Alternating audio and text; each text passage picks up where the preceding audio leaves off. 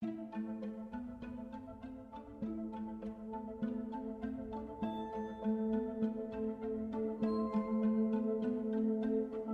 good evening. I really like this cue music. I cannot help myself, and I gotta let it play at least twice. Because when I'm checking if everything is working and, you know, the stream is properly, like, feeding YouTube and stuff, um, it just kind of plays in the background, and yeah, I really enjoy it. So, Andy is with us. I'm not sure if Kalith is with us as well right now. If you guys are here, then, welcome. Hope you had a fantastic weekend. Mine was amazing. I rediscovered my love for Project Zomboid probably for the 7th time already. Which is nothing unusual. It's just kind of a game that you just very hard to let go. Hey Andre, how am I doing? I am really great. Jika Furia, which is also, we know who you are. You're just constantly changing your screen names. Anyways, guys, I am asking a very important question in tonight's poll. I'm really curious to see the answer, and I want to instigate sort of a discussion about this, because we are in serious, I mean, not us. We are playing a 10-plus-year-old indie game, which is designed to run very well on a 3 gigabytes of RAM, but more nicknames than IQ. No, you're too harsh on yourself, bro. But some people who would like to play new games, we're gonna have some serious issues, and I am really curious to see the results of the poll. But we're just gonna let it run for a while. Essentially, we are all just fucked. That's what it is. Anyways, guys, let's get to gaming. So, anyways, I've mentioned that I did rediscover my love for Project Zomboid, because I really got tired of multiplayer. It's way too buggy.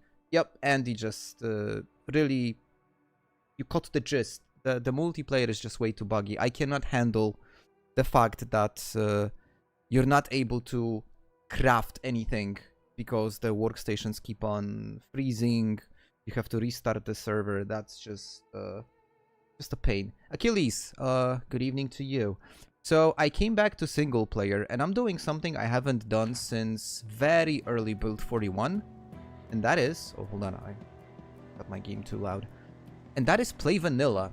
This is a pure vanilla playthrough. I got no mods at all.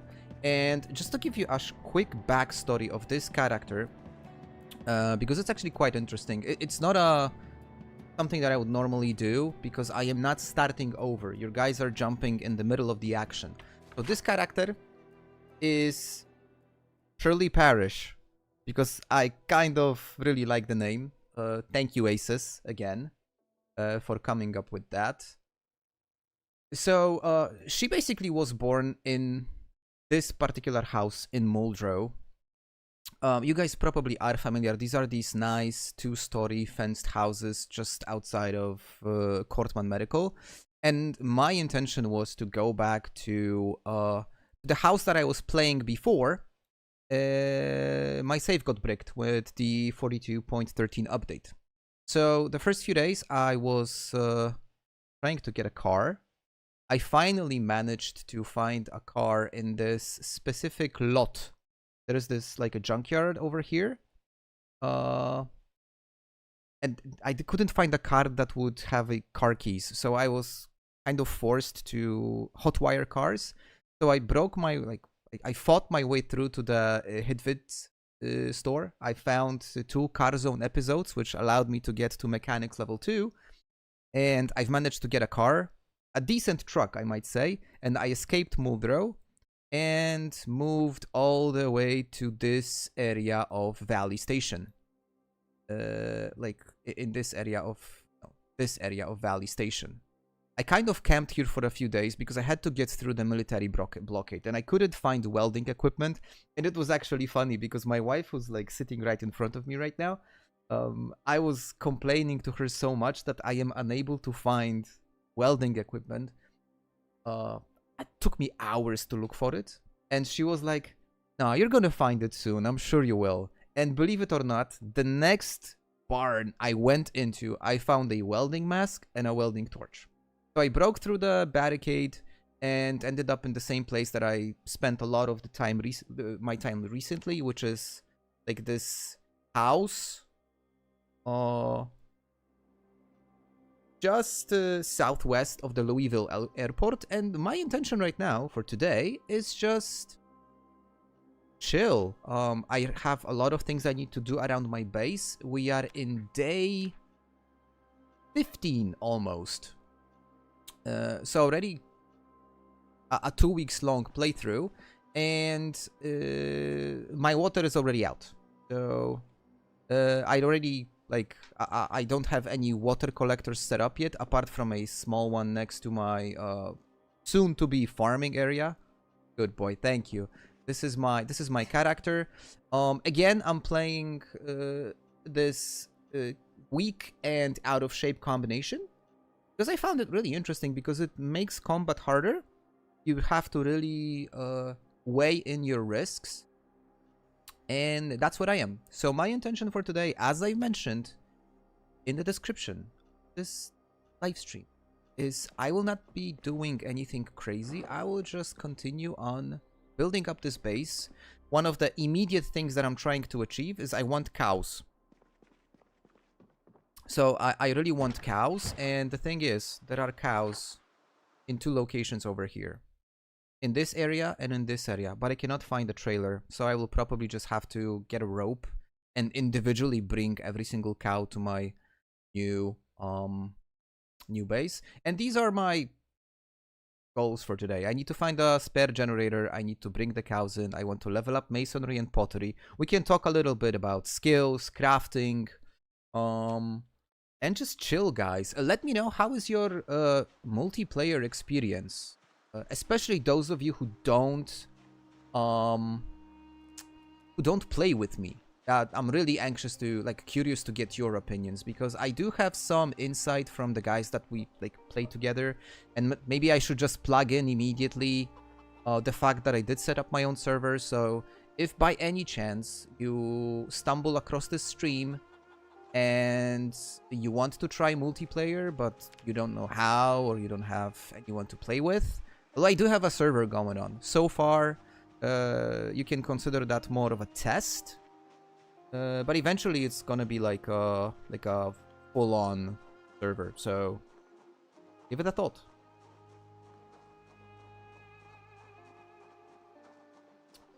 You are the cow corruptor. Why am I a corruptor of worlds? Not a nice thing to say.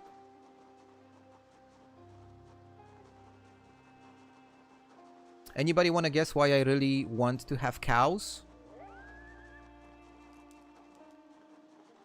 There is one very certain resource that the cows do provide that I really want to have infinite supply of. I'm sure you know. Oh, I just cannot wait to individually bring every single cow all this way here. Oh, and by the way, I should also mention I am playing with sprinters on. So the general zombie population is not anything too crazy. It's not super low, it's normal, but in order to mix things up a little bit and to make my life a bit more miserable, I did add sprinters into the mix. Oh, okay, I don't like the fact that there are those zombies there. Have to just fight them individually. But anyway, guys, let me know your experiences from multiplayer. That's probably not the right time to have the alarm clock go up. You just reminded me of the cow. It's oh, okay. Makes sense now.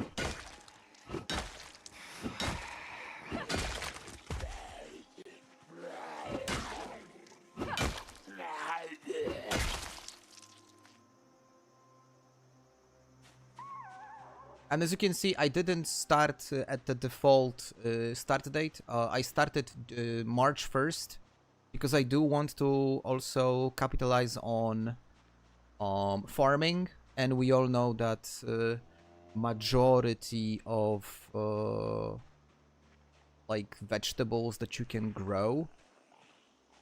If you start in July, before you get set up with everything, it's already too late for most of them. You miss the best month. So I already have a huge collection of seeds, which I collected over the first 2 weeks of the game. And I will also be doing some agriculture as part of this playthrough. Essentially, I really hope Indie Stone won't break this, because I am very determined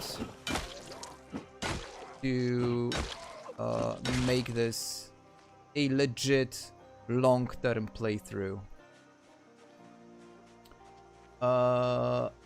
Doggy Biscuits, multiplayer has been great. That's the whole point of playing multiplayer, making friends along the way. But there will be times where certain parts of the game will be frustrating. Losing stuff out of nowhere. For me personally, the biggest gripe is gripe. That's the right way of saying it. So to me, the biggest downside of multiplayer is that I really wanted to deep dive into all the different crafting mechanics. I actually started to set up a blacksmithing workshop for the whole crew in the base that we've built. It's so frustrating. All the time, the workstations bug out. I wasn't able to smelt iron. It took me multiple attempts to get it working, and then once I've done that, it started to disappear all of a sudden in the crucibles. Then I needed to tan leather, and I was unable to do that in the tanning barrel, and I just gave up. I mean, it's not worth all the effort.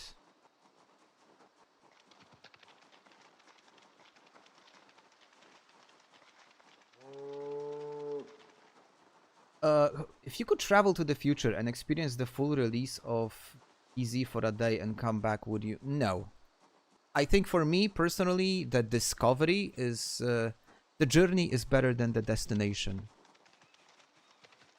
Or even more, as Mikel Arteta would say, it's not the journey, it's not the destination, it's the company that you embark on the journey with. Which is a very, deep quote. My dog has just joined us. Hold on, guys. 1 second.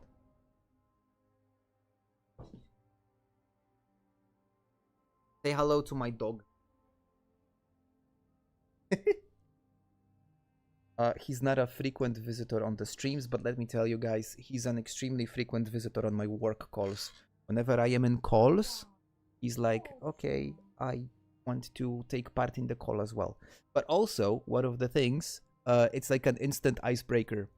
Whenever he hops onto the call, everybody's like, oh, he's so cute. And I already, 5 points.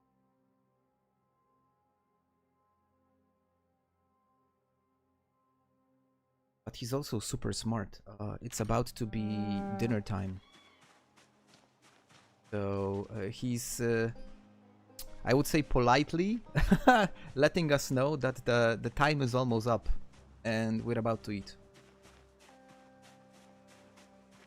Crafting and foraging has been bugged. Well, with foraging, there was also this issue with these insane amounts of XP that you were getting. I saw they fixed it in the last hotfix, but again, it's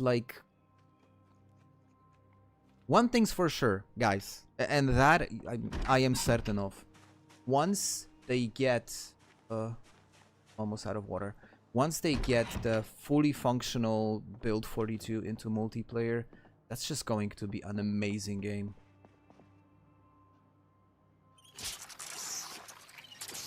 I also saw Project Zomboid is getting some serious recognition, just randomly, and I'm not a huge fan. In fact, I would say I'm probably an anti-fan. But you guys probably know Asmongold,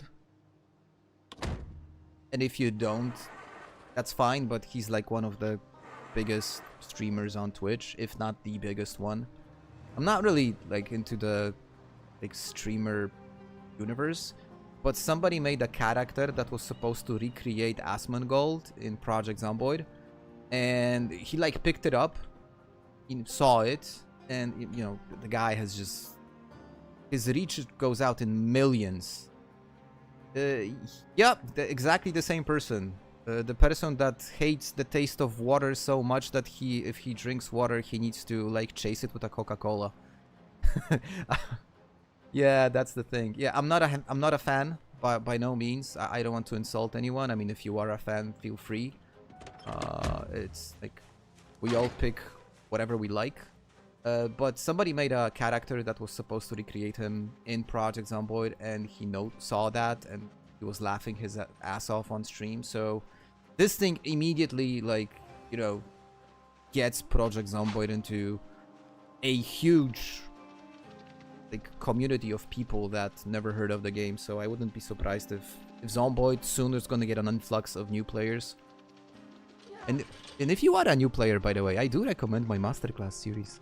It's not the best one. I actually got over the last week, I got such a harsh comment under one of my videos that like I try not to get these. Oh, by the way, Big Lock, I totally agree. I mean, when he wasn't like so politically obsessed, I would definitely like stick to gaming, bro. I mean, if you don't understand how the world works. You're a Twitch streamer that makes millions of dollars. You have no idea about like struggles of normal people, so maybe you shouldn't comment on them. But I got such a harsh comment the other day about the series that it's hardly a masterclass. It's just all gimmicks and barely any knowledge in those videos. Like I don't take these things personally, but.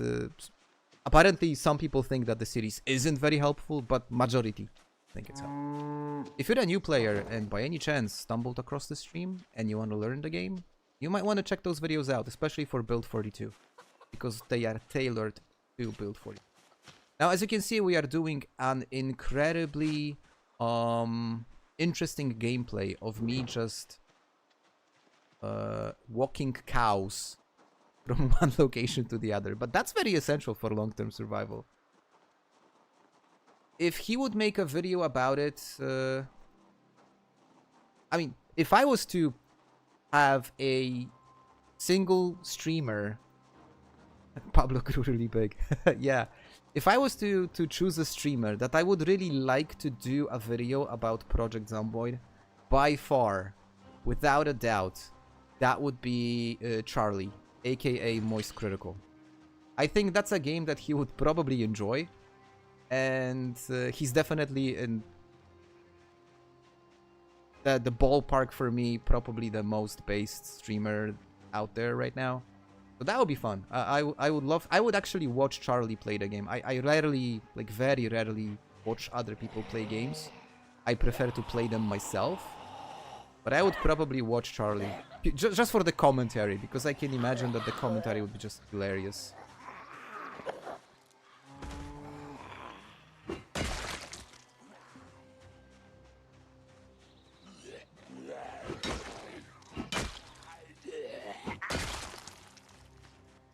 Oh, I ripped my clothes in the like when I was playing on Sunday, and I am barely wearing any clothes. I do have this. Oh, cabbage seeds. Nice. I'm barely wearing any clothes. I just got like mini pants, a long sleeve. I would like to have some extra stuff like a denim shirt. Now, I'm not gonna be like taking all these cows. I don't have the patience, nor do I have the need for that. I'm just gonna get the bull and probably one more cow, and that's it. I'm gonna leave the pen open so that in my mind I can imagine that they are safe, because they can leave this and live free. Can you please stop, maybe? There we go.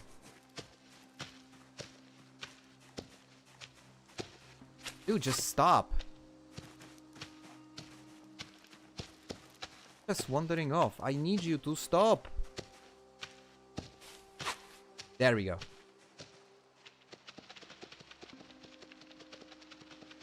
How much sprinter percentage?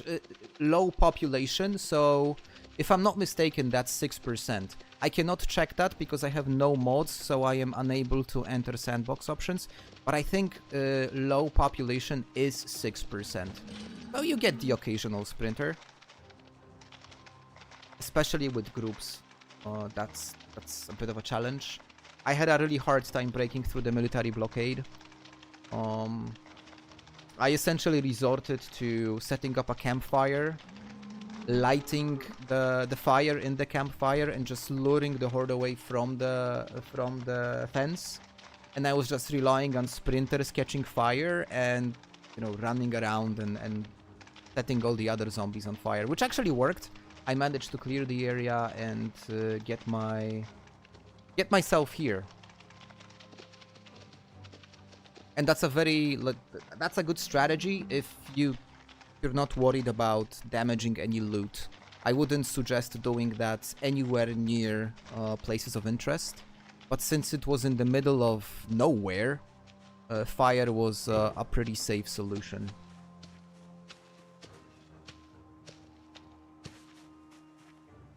This is your new home. Welcome. I gotta cook something.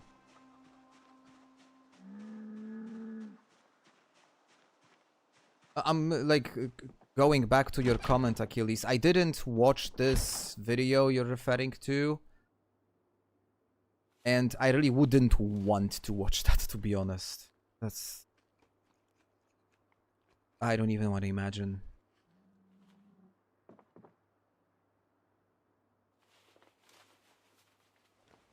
If you're wondering about my supplies, I don't really have that many. I got some, let's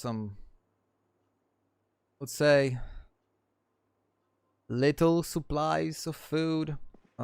There's definitely, and this is the rest of my food. As you can see, really no macaroni, no dried peas or anything. So there's definitely a component of looting that I plan to do. In fact, over here is a huge residential area, which I think at some point I will try to feed off.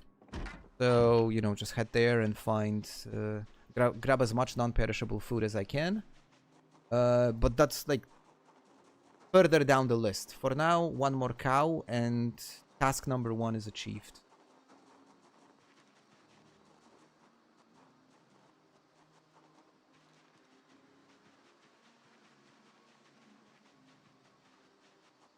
My thing with multiplayer also is that a more public server, it's kind of hard to keep up. It is.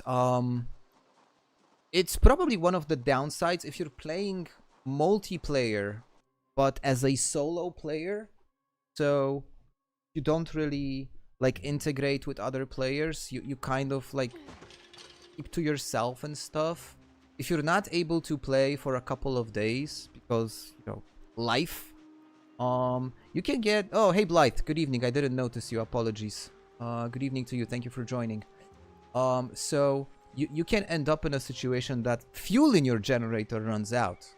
And you know, all the food that you stored in your fridges just goes bad because you were not able to maintain the base. You were not able to refuel your generators and stuff, or it, you know, it explodes and sets everything on fire. And it's not like something that you really have control over, right? If you're playing solo, or if you're playing with a group of friends and you just like hot seat kind of, so the host just hosts the game whenever you feel like playing, and that's easier because obviously you have control over time in game, and on public servers you have no control. So you have to have this contingency for anything that you do. Then again, if you have a public server, you can, you know, log into the game one day and notice that the whole blacksmithing workshop is set up because Gertrix did it, because that's what he wanted to do. So, you know, there are like upsides and downsides. The more I experiment with multiplayer, I think the more structured my idea for the final like rule set of the server is. But we are still a long way away from having a stable version of the game. Okay, I think that's pretty decent, guys. I think I am actually quite happy. We've got quite a few pigs.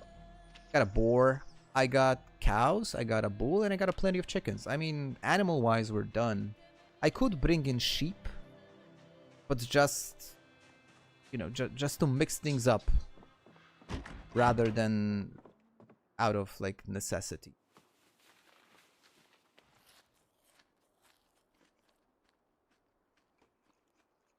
Achilles, you've spent over a 500 hours and never been to Louisville area. So, like, my first real experience with Louisville, apart from just some, you know, random YOLO type actions, was when I was at 800 plus hours. I was afraid, terrified of Louisville. There's nothing to be afraid of. It's actually fairly manageable. Okay, I want to level up masonry and I want to level up pottery, but first I need to cross my first task off the list. Bring cows. I did bring cows. Here we go. I'm gonna spend the rest of the day reading and interacting with you guys. An option would be to pause when empty. That's true, but I'm not sure if it's something that's actually possible. But that would be great. If nobody is on, you're shaking the entire table, baby.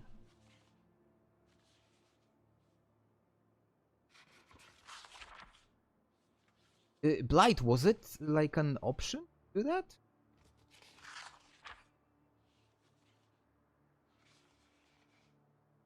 I gotta dig deeper into this, because if that's something that you can do, that's actually perfect.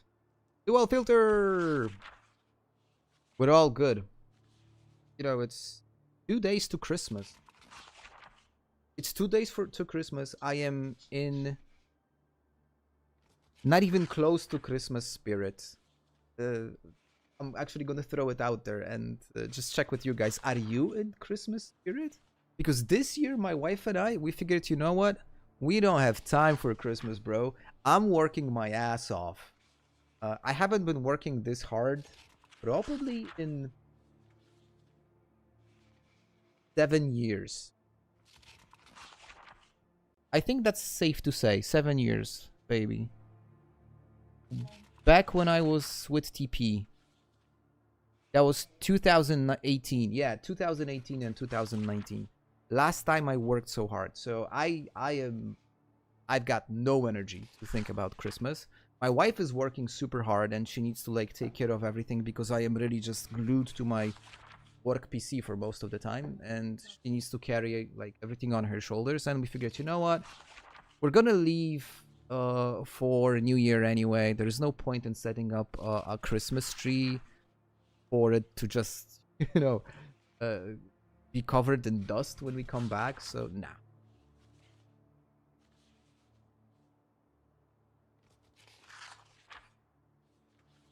Doggy Biscuit says that you have to strategize before logging off. Yeah, that's true. So you have to do some chores. You have to make sure your generator is in the right condition. You have to have it fueled. Maybe you have to find some sort of a backup, but still, there are challenges to that. No monster today. I've had a coffee when I came back from the office because I was at the office today. Blight says you have to config some files, but it's a thing. Blight, let's pick it up offline. Jesus, I'm sounding like a. See, that's what happens when you play, like when you work too much. Let's pick it up offline. What are we doing? A project? But yeah, basically, let's pick it up offline.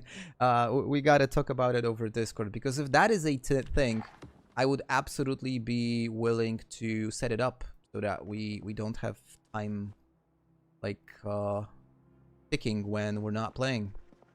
Why is she so sad? I don't have any. Do I have anything to?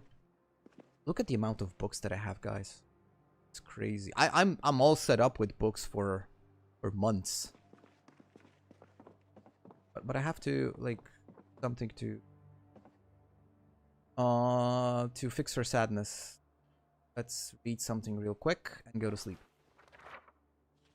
How are you liking vanilla? You'd be surprised. I'm actually really enjoying this. It's a very refreshing experience because when I play with mods, there are very specific things that I would do. With my mod set, I would be looking for item A, item B. I would always prioritize getting stuff like a paper clip and a screwdriver so I can unlock doors, which is kind of easy, to be honest. And vanilla, when I had to find a car, and when I was forced to break into a car, I actually had to break a window on that car to get in. And that would leave me exposed, so I would be breaking the window on the passenger side. But that created the necessity to replace the window on the passenger side. So it made me also work on stuff like mechanics. You know, the variety of vehicles is much, like, smaller. So if I find a decent truck, I'm like, oh, this is definitely something that I gotta use. So, granted, there are some functionalities that I am missing. But all in all, I always thought that, you know, vanilla is borderline unplayable. And I'm not thinking like this anymore. It's actually quite fun.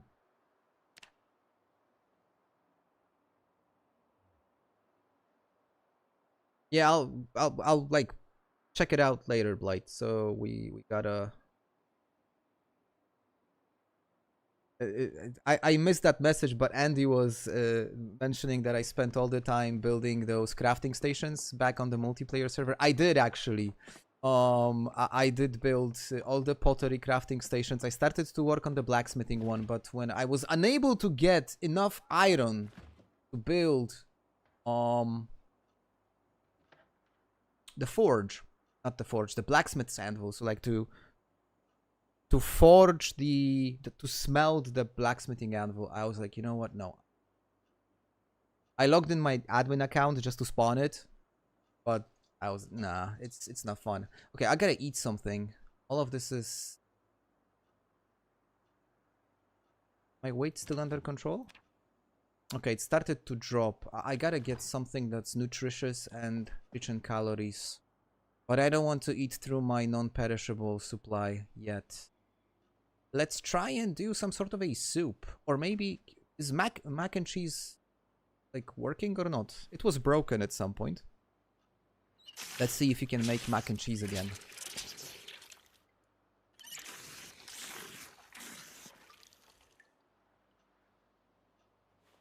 Not sure why it says fresh. Now, people from the States. I don't think mac and cheese is... Because this is a purely American thing. We don't have these things in Europe. But I don't think that's considered fresh, right? I mean, it doesn't go bad, does it? Put pasta in the saucepan. There we go. Okay.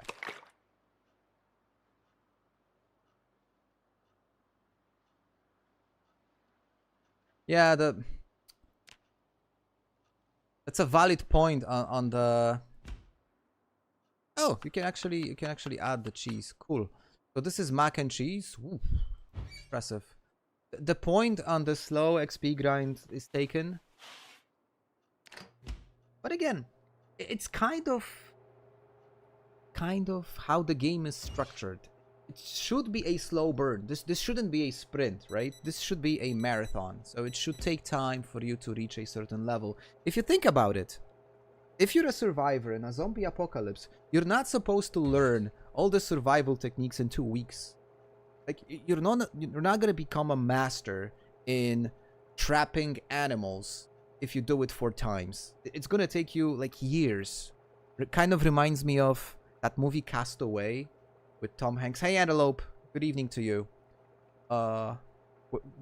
When in the initial stages of the movie, he starts to learn everything, right? So he takes him ages to figure out how to cook fire, like how to create fire.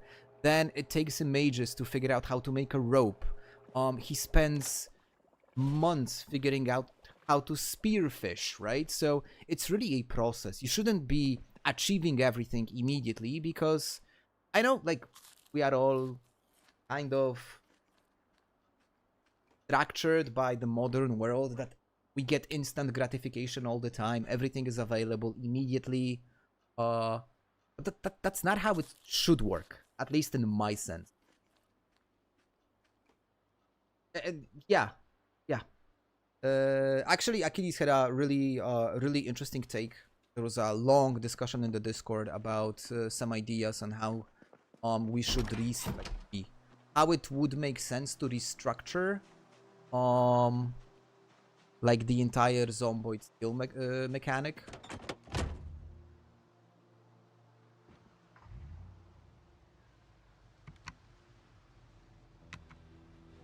I gotta check out the weather because I'm already like midway through March, and for the most days, the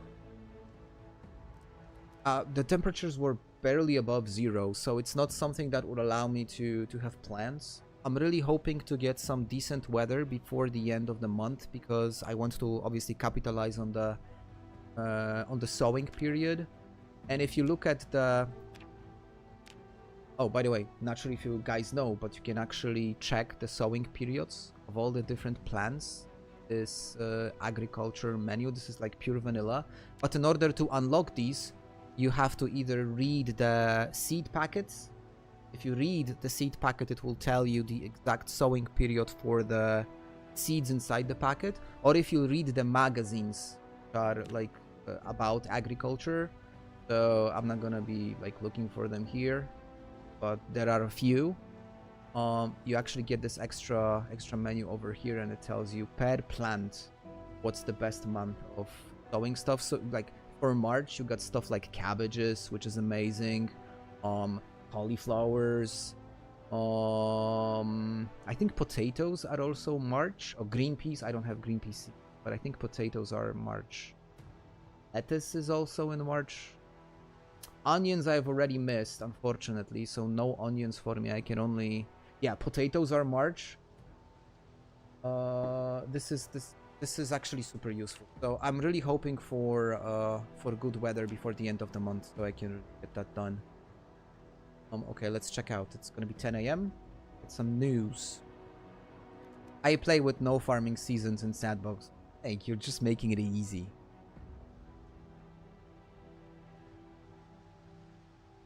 Until greenhouses are a thing, the farming seasons are terribly misorganized. I mean, I do respect this opinion. It does... It's a pain in the ass.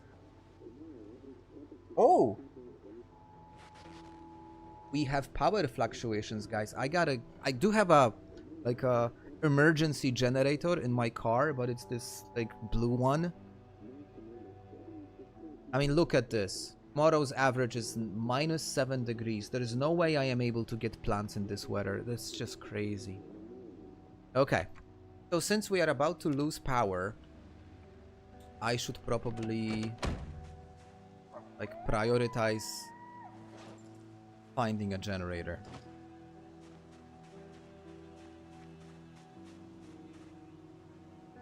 And I don't even have enough space in the car for a generator. I'm gonna remove... I always love to be super organized. It's just so much fun.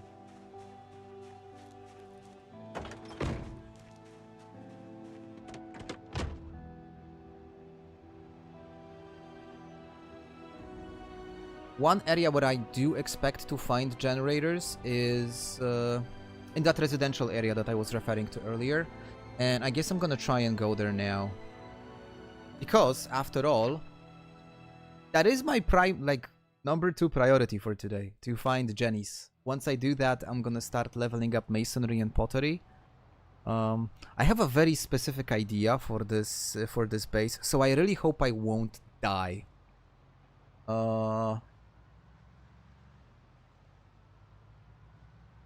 Yeah, it's probably something that every single Project Zomboid player can always tell. I really hope I won't die. I have one, Andy. I have one.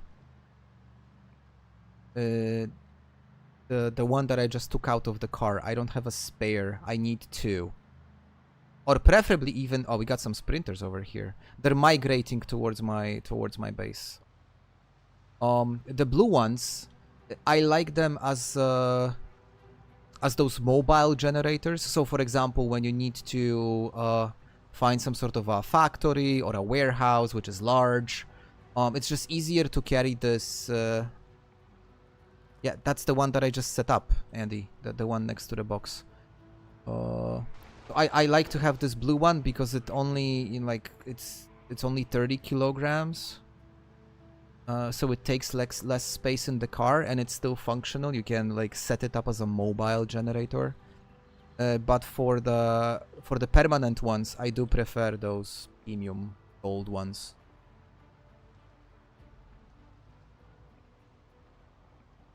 Okay, so here I gotta be careful because that residential area... Bro, what generator in the trunk? There are no generators in the trunk. I took out the blue generator from the trunk and put it next to the house because I got the message that the power grid is fluctuating, so I might need it as a temporary solution. That's the thing. Oh shit. Yeah. So there is a residential area. I am expecting a lot of zombies there, and maybe a quick recon before I really start clearing it. I mean, this residential area is pretty large. In my previous playthrough, it took me like 3 weeks to you know, like to go over all the houses and stuff. See if I can do some clearing. Now I'm still fairly weak in combat because of the debuffs that I took at the early, like at the creation of the character. So I'm not a killer by no means.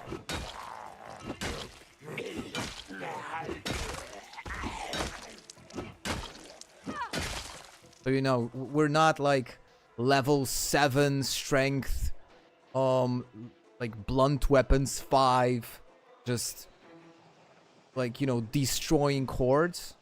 I really have to play it slow and use environment. Try not to get myself killed. I don't like the fact that this tree here is obscuring my vision. I wouldn't want to get jumped from behind, especially by oh, there's a sprinter over here. It's already becoming unpleasant. For some reason it just sprinted away, which is actually pretty decent.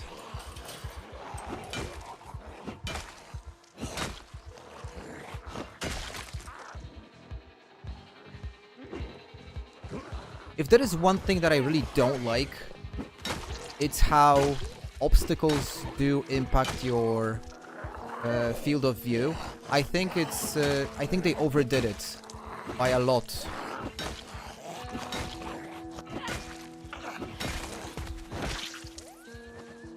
Okay, I got these, and I gotta take a break. At least for a moment here.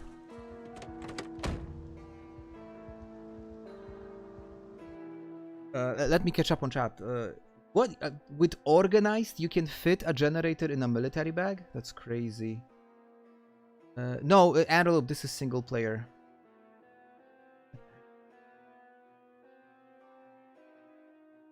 Yeah, and I do think that with the migration is weird. It just feels like the zombies are somehow attracted to you, like for no apparent reason. They just keep on migrating towards the player.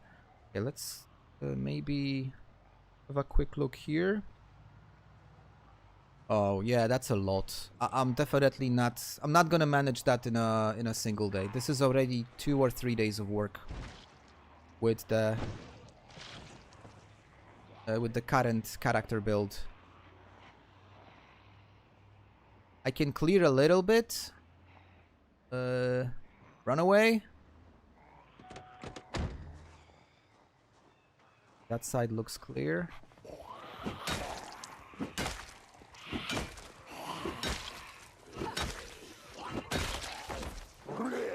Oh, that was lucky. Okay, that's too much. Gotta go. Now, I could use a car. The problem is, I only got this truck, and I got this spare, white shitbox. Which I could probably sacrifice, maybe even. Like, just use it as a weapon of mass destruction. I wanna check something. This whole community, is it all, like, walled up? I think it is. It's all walled up. There are no, like,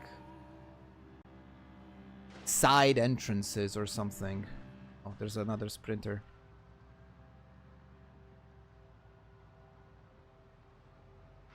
Yeah, this is all a gated community. Press Q for katana. It's not Q for me. I wouldn't be able to play with Q. For me, it's Y. Because Q, there is just too much risk that you can accidentally press it. I don't see the incentive of having the shout button mapped so close to your, like, movement keys. I guess that there's just too much risk. So Q for me is actually force ground attack, which is probably one of the few mappings that, if you want to really take the game seriously, you should consider setting up for yourself. Because it just makes a huge difference altogether. Okay, this is gonna be... I'm gonna grab some water while I'm here. Problem is I don't have any food. And this house is already looted, as you can see on my minimap. I've already been here. Took all the goodies and went.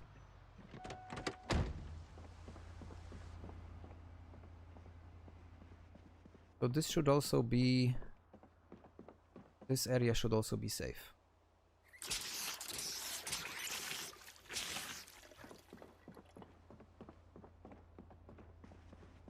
It's also whisper when you... True. True. But still, I mean, like, look, play any way you want. My recommendation would be to map something that's actually really useful and that you're gonna use on a constant basis. And for me, that's force ground attack, because I do tend to use the environment a lot. I do like to do a lot of fence fighting, window fighting, and forcing ground attacks in these scenarios is just super important.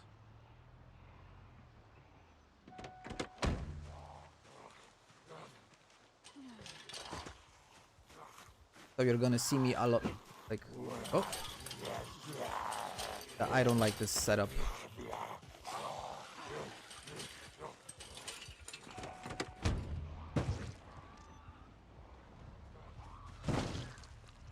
Now, if I would be playing with, like, antibodies or something, I wouldn't be so careful.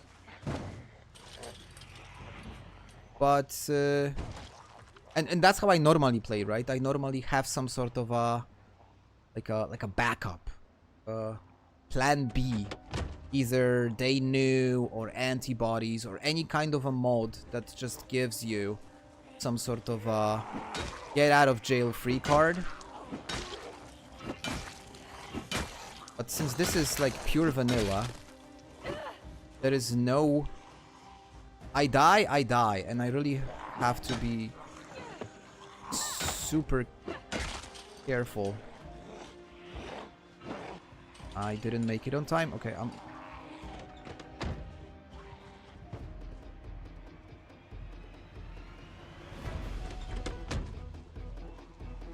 I'm gonna clear this neighborhood slowly, but it's gonna be a process. It's gonna take time.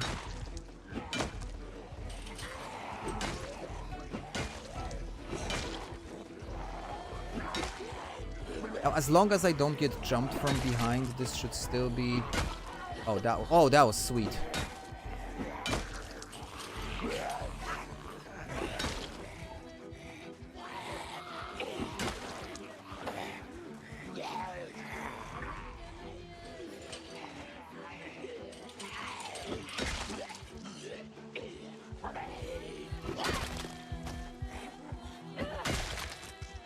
All right.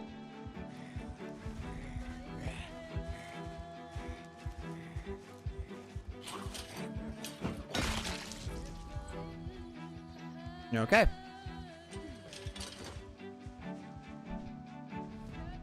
As you guys can imagine, when I am like in combat, I usually don't pay attention to chat. I died too many times during combat just by reading chat. It's not your fault, guys. It's just something that these are lessons you learn the hard way.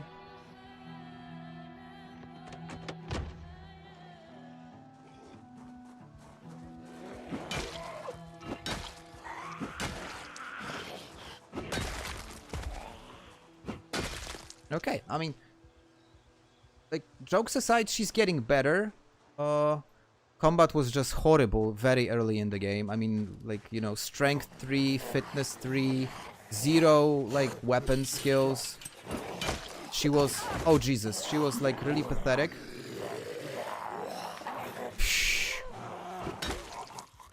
Okay, that was super close. My heart skipped.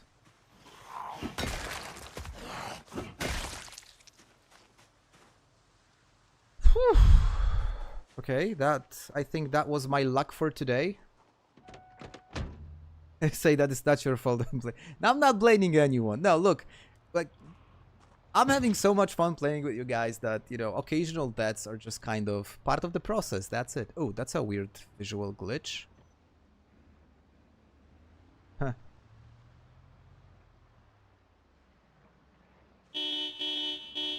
I'll try to lure them away from the... I'm not gonna be finding them anymore, but I'll try to lure them away to the street. And maybe I'm gonna get back here tomorrow with that white car, and I'm just gonna try and see how many I can roadkill. I'm just gonna get back, get some food, and read books. And I gotta fuel the generator because power might go out very soon, so that needs to be taken into consideration. Why I feel targeted? I'm not targeting you guys. Jesus. Andy, thank you so much. Appreciate the super chat. This is how you died. I don't know. I'm not dying in this stream. I really want... Look, I've invested probably 10 hours of my Sunday into this playthrough. So I really don't intend to die. My intention is really to survive at least till Christmas. I want to bake a cake on... What the hell was that?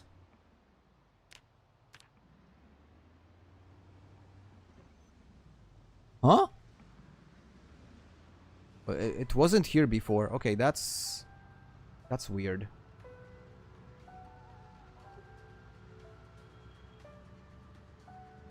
Luckily, I wasn't driving too fast because I am not like one of the people in chat. I drive safely. Tandal's driving. Yeah, I didn't want to call you out, bro, but like, we all know who I had in mind. Yeah. Okay, food, books, and yeah. And the truck is almost busted. I'm gonna have to find a different car. This one is not gonna last long.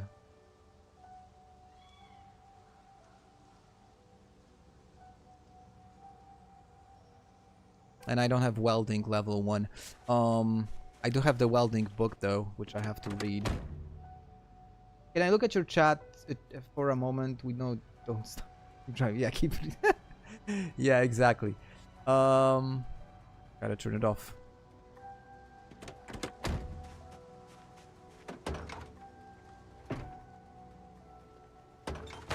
Food. What are we cooking today, guys? We had mac and cheese for breakfast. Let's see what options I have. I got some...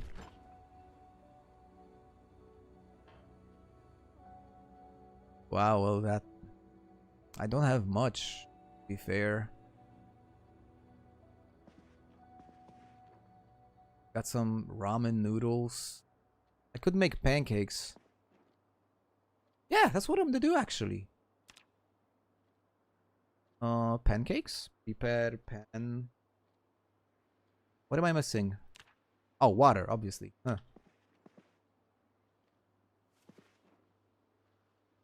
Wrong inventory. Making fake pen. Sardines. I never had a single character die due to a car crash.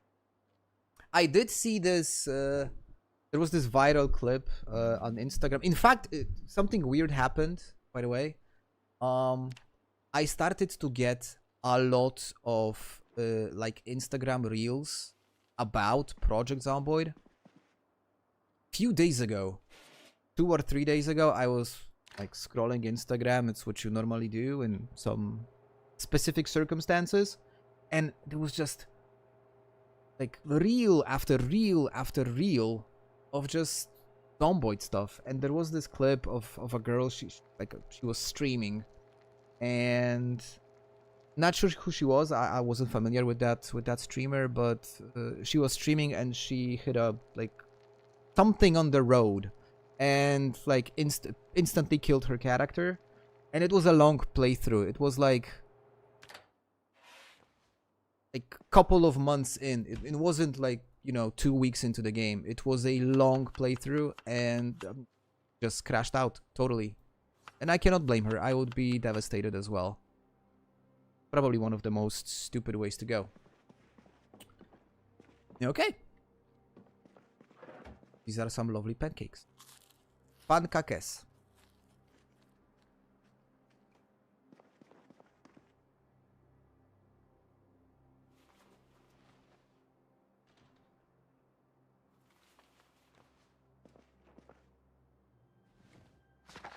I'm gonna catch up on the poll, guys, just to see what are you most excited for. Most of you so far with 16 votes. That's actually quite a lot. Wow. Thank you for being so active.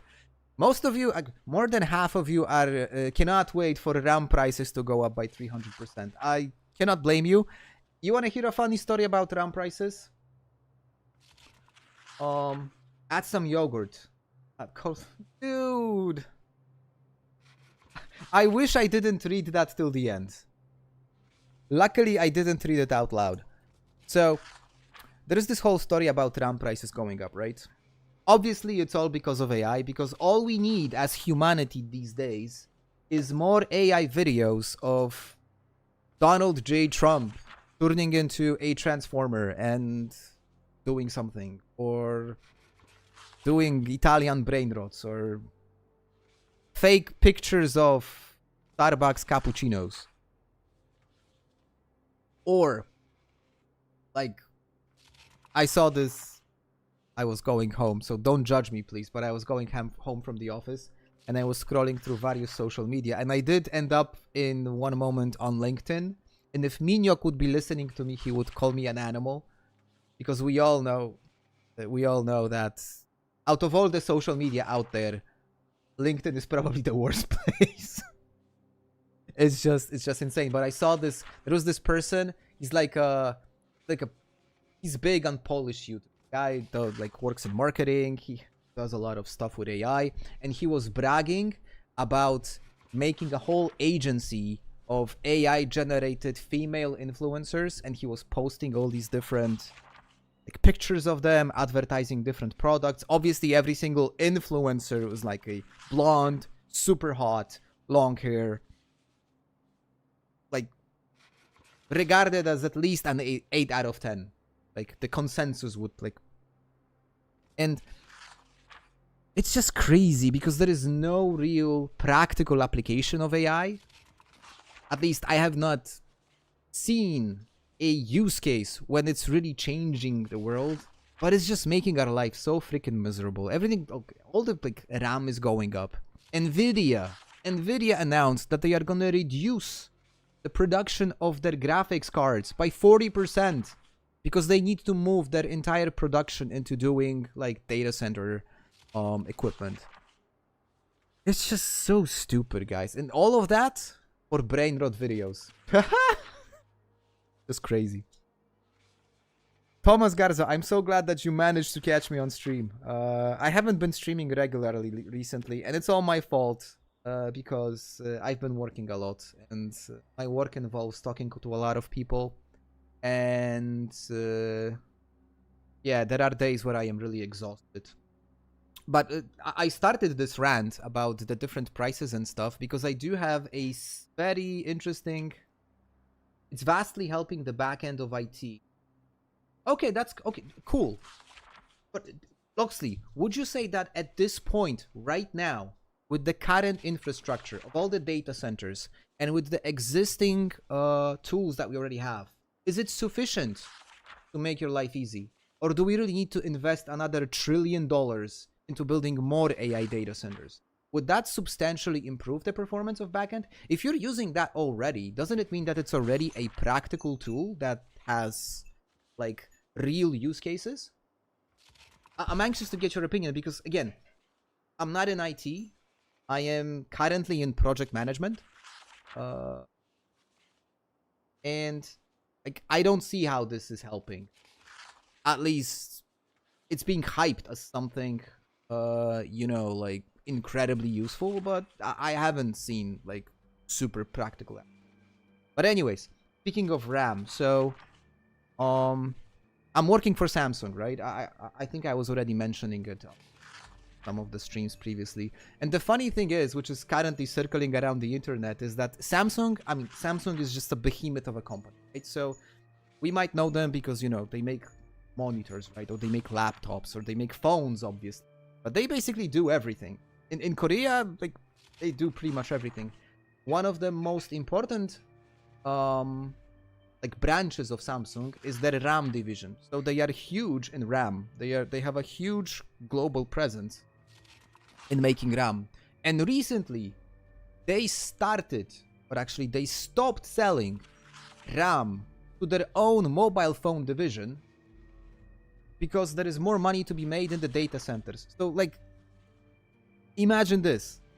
You have one family of companies, and one part of this family decides to not sell the product to the other one because they can make more money elsewhere. Now, I understand the economics of it, right? Because if you are, like, that part of the business, you want to, like, maximize your revenues. You want to maximize your margins. Understandable. But the absurd of this is we're not going to be selling our own RAM to our own company because we can make more money outside because of AI. So it's just crazy.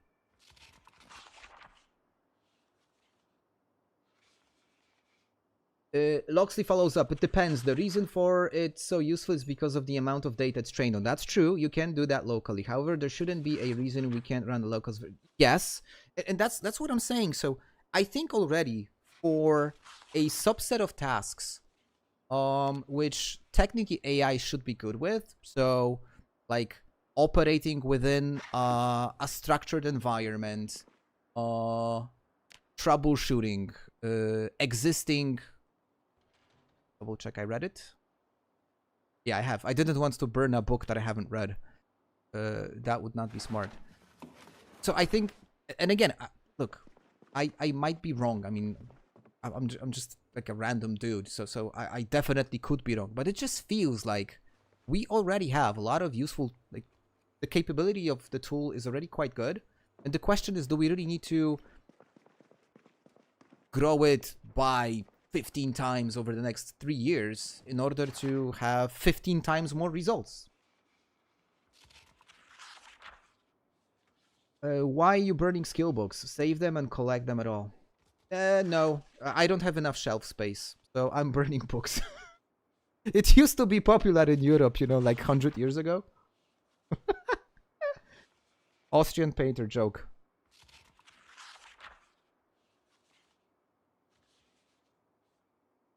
That's a fun thing to do in games, having collected every skill book. True, I am collecting different things, Andy. I am collecting stock certificates, and I'm gonna be collecting postcards. These are gonna be the two things I collect. Think of ChatGPT on corporate level. I saw a fantastic video on YouTube the other day that people were expecting AI to replace like entry-level jobs, but they've done some studies, and the best like application of the usage of AI in corporate world is actually replacing the management. because ChatGPT is like AI in general, like LLMs. They are able to make difficult decisions without emotion. They are agile and they are non-biased. So whenever you're thinking, oh, we're gonna, like a company, we're gonna invest in AI and we're gonna replace 30% of entry-level jobs with algorithms, turns out the best way is to replace the CEO. I don't think the CEO is like wanted to hear that outcome. I was so happy to find a postcard from Amsterdam. I could imagine. I don't think there is a postcard from Warsaw. If there was one, I am definitely carrying that with me at all times. Thomas, I play pure vanilla on this one. Like pure, there's no mods at all. This is the cleanest, purest, virgin version of the game.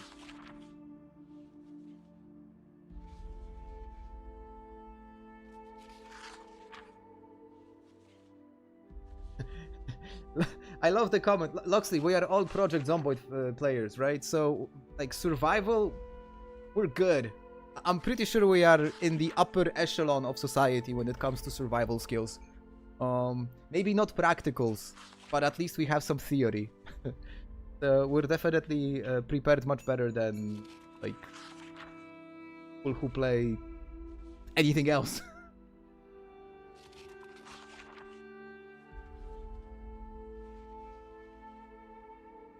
Warsaw would definitely make. Yeah, I'm gonna shut up. I'm gonna let you enjoy yapping.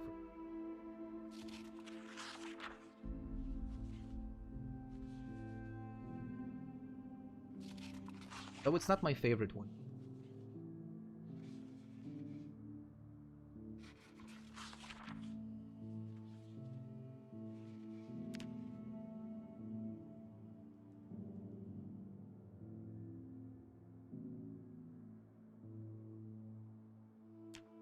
Midnight tide, time to go to sleep.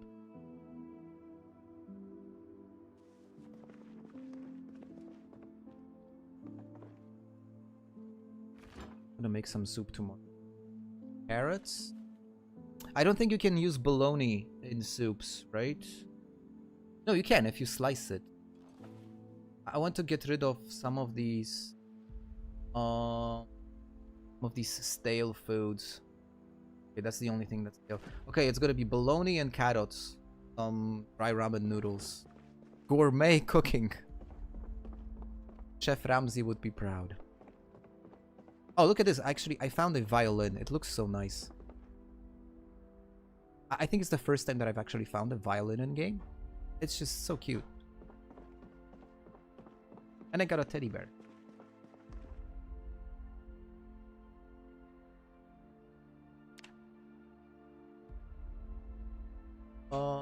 Dual Filter says that it's kind of... I see it used as not... Oh no, why did she wake up? I see it's been used... It's not replacing anyone, but accelerates the process. That's true, as long as the people who use it know how to use it effectively. There have been so many interesting, like, stories, and I think this was actually fact-checked and, proven true, that apparently the most tokens used by any kind of corporate entity, the most tokens used was by Deloitte, which is a consulting company, which is freaking hilarious because if you just imagine, obviously, like if you use it for analytics, just to like speed up the process of data crunching and stuff, then it makes sense. But if you're hiring a super expensive consulting company only to get answers from ChatGPT, you should reconsider your like investment choices.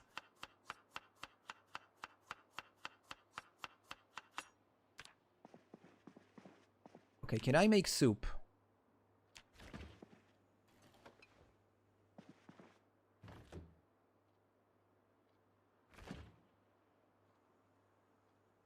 I thought I filled it.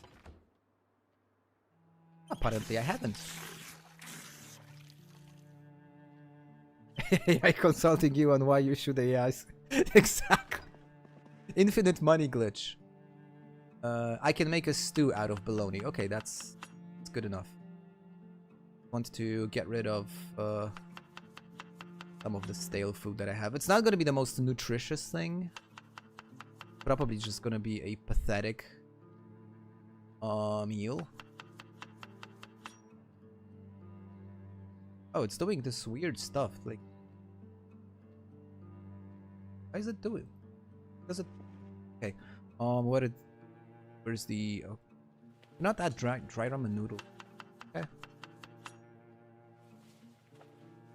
But at least I can add some macaroni, which is gonna make it a bit better. All right, not bad.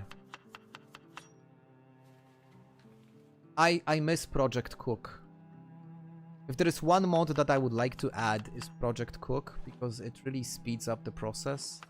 You just like select these different ingredients you want to add and press execute and things happen on their own.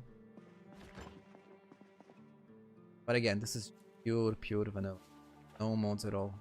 Including the ones that actually make a lot of sense. What am I doing? I put it in the composter. Forgot I have one.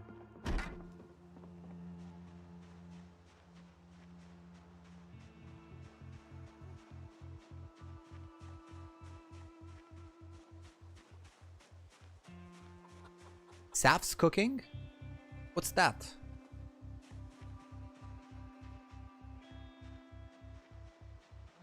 Why is she on edge? I don't get it. We gotta find some ways to reduce her stress levels. This is not what we want. There is no point in being stressed. I mean, everything is under control. Stew is cooking.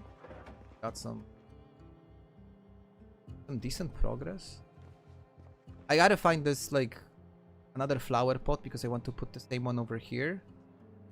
Match each other. Then I gotta find something to put over here under the window. And I find this cool toy plane. Look at this. It's just so nice. It looks like a Fokker Wolf 1 in 90. These also had these, like, this large engine nacelle in the middle.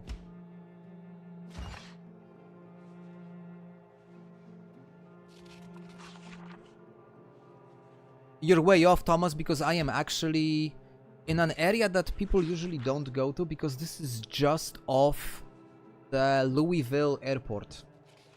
So yeah, you're off this time. Sorry. It's not an area that people do like tend to explore a lot. I found it recently just by coincidence, and I like totally fell in love with in this area because it's just amazing. It's rural and it's right outside of Louisville, so you have this country vibe with animals and crops and everything, but you're just 10 minutes away from the city center. And now I sound like a real estate agent. But you get the point. What's my opinion about Albania? I don't have an opinion. I've never been to Albania. That's my opinion. I would have an opinion if I've ever visit Albania. I don't even have anything that like I could tell remotely about Albania. They kicked like our asses in football last year.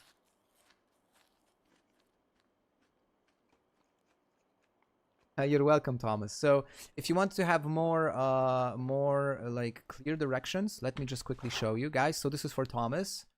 Let me zoom out a little bit. So essentially over here, this is where the airport is, right? And this is where the military blockade is. The main entrance to Louisville is somewhere over here. And I gotten through the Ernest Cooper Road, which was still quite crowded, but I've managed to get through. And this is the area. So there are actually a lot of different farmlands, farmhouses, lots of animals. A lake just outside of it. It's like everything you need to have a long and happy life.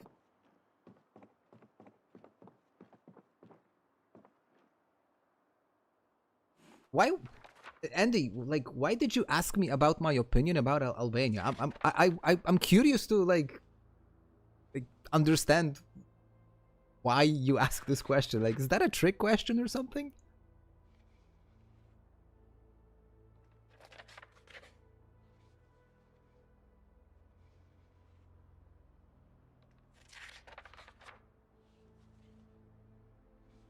You gotta admit, it's been pretty it's been a random question.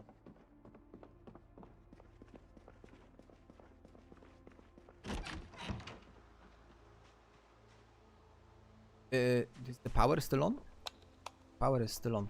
I'm gonna go grab the other car, guys. Gonna take the other car and use it as a weapon. Gonna weaponize vehicles.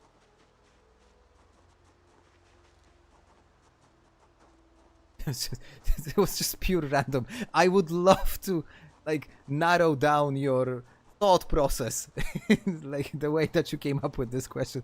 Brilliant, by the way. What's your opinion on Albania?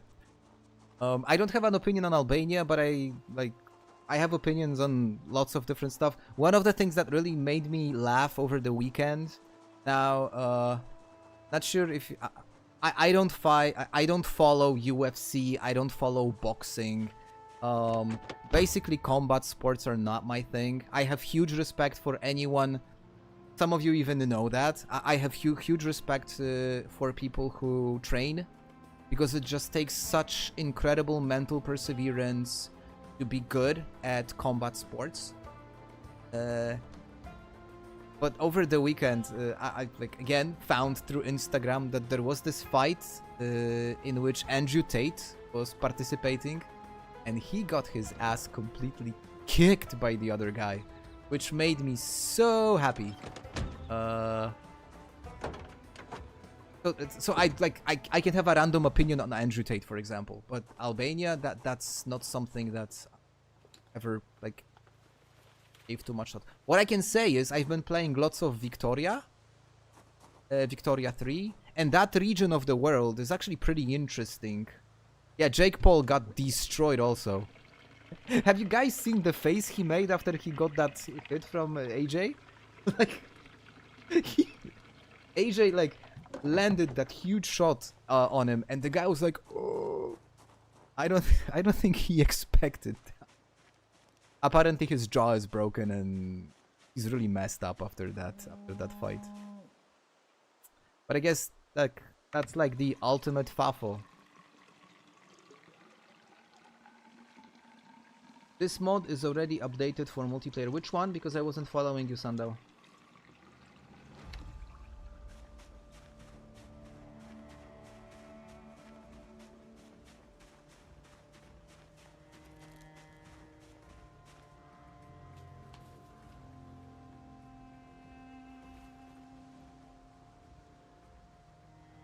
Bloody car tools.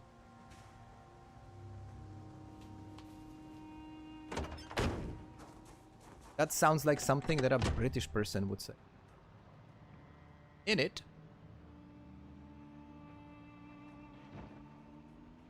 Okay, I am weaponizing this car. I'll see how much I can kill, and I'll worry about getting back to base later. Not my primary concern at this stage, but I gotta be careful with my driving.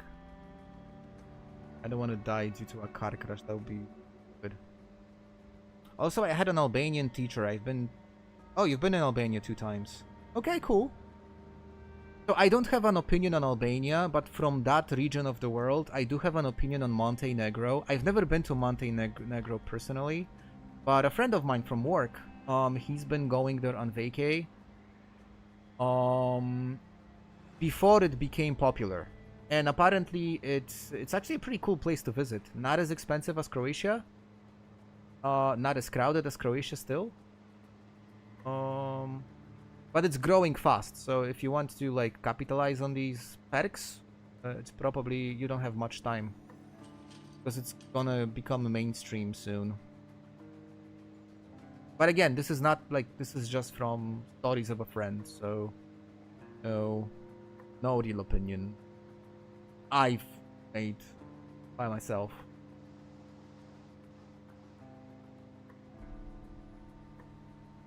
Babe, do you have an opinion on Albania?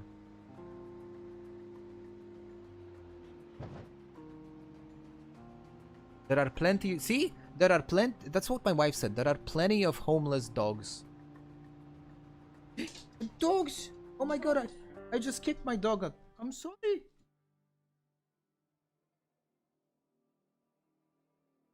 I just kicked my dog.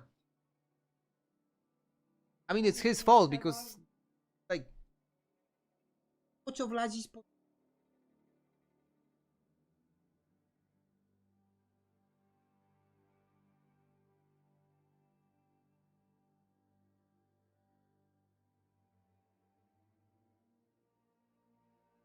sorry guys, I mean, very...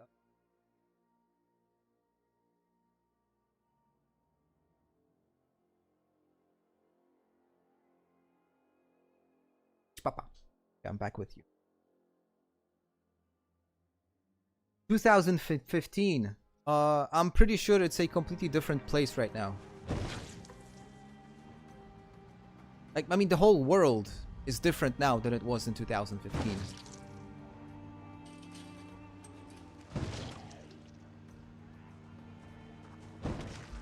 What?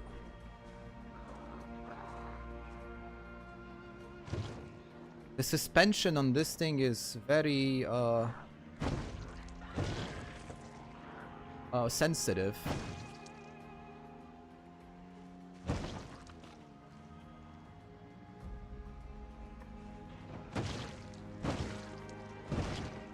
Yeah, I really have to be careful, huh?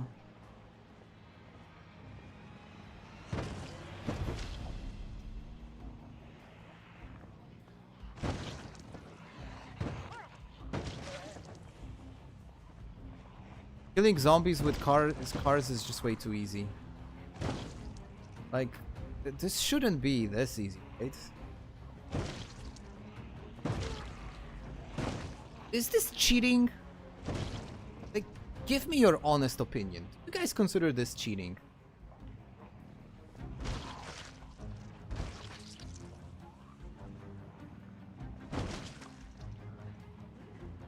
Now, the other problem that I'm gonna have is this place is just gonna smell so bad. Luckily, I do have 3 gas masks. So I will be able to explore without the risk of touching anything vile. Okay, the opinion is that it's not cheating. I mean, look, this absolutely needs to be changed. It cannot be as simple as just bumping the side of your car. I mean, a normal person would barely get a bruise. Like, you would get bruised, but you wouldn't probably even have any, like, broken bones from these hits. And yet the zombies just completely explode inside. I mean, look, what? I barely touched it. Just makes no sense. This I can understand. This was probably potentially fatal. If, you know, the person that got hit was lucky.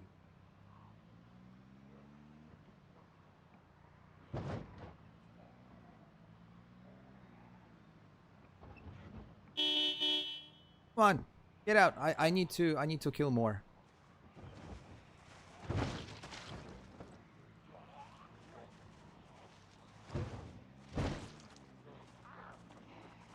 Jesus, they're dropping like flies.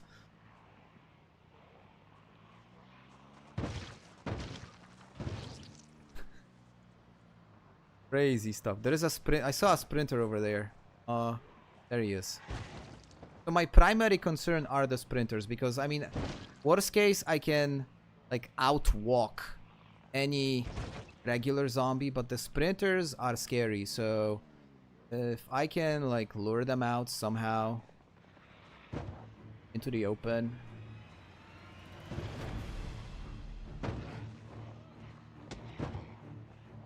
Starting to be a bit worried about this.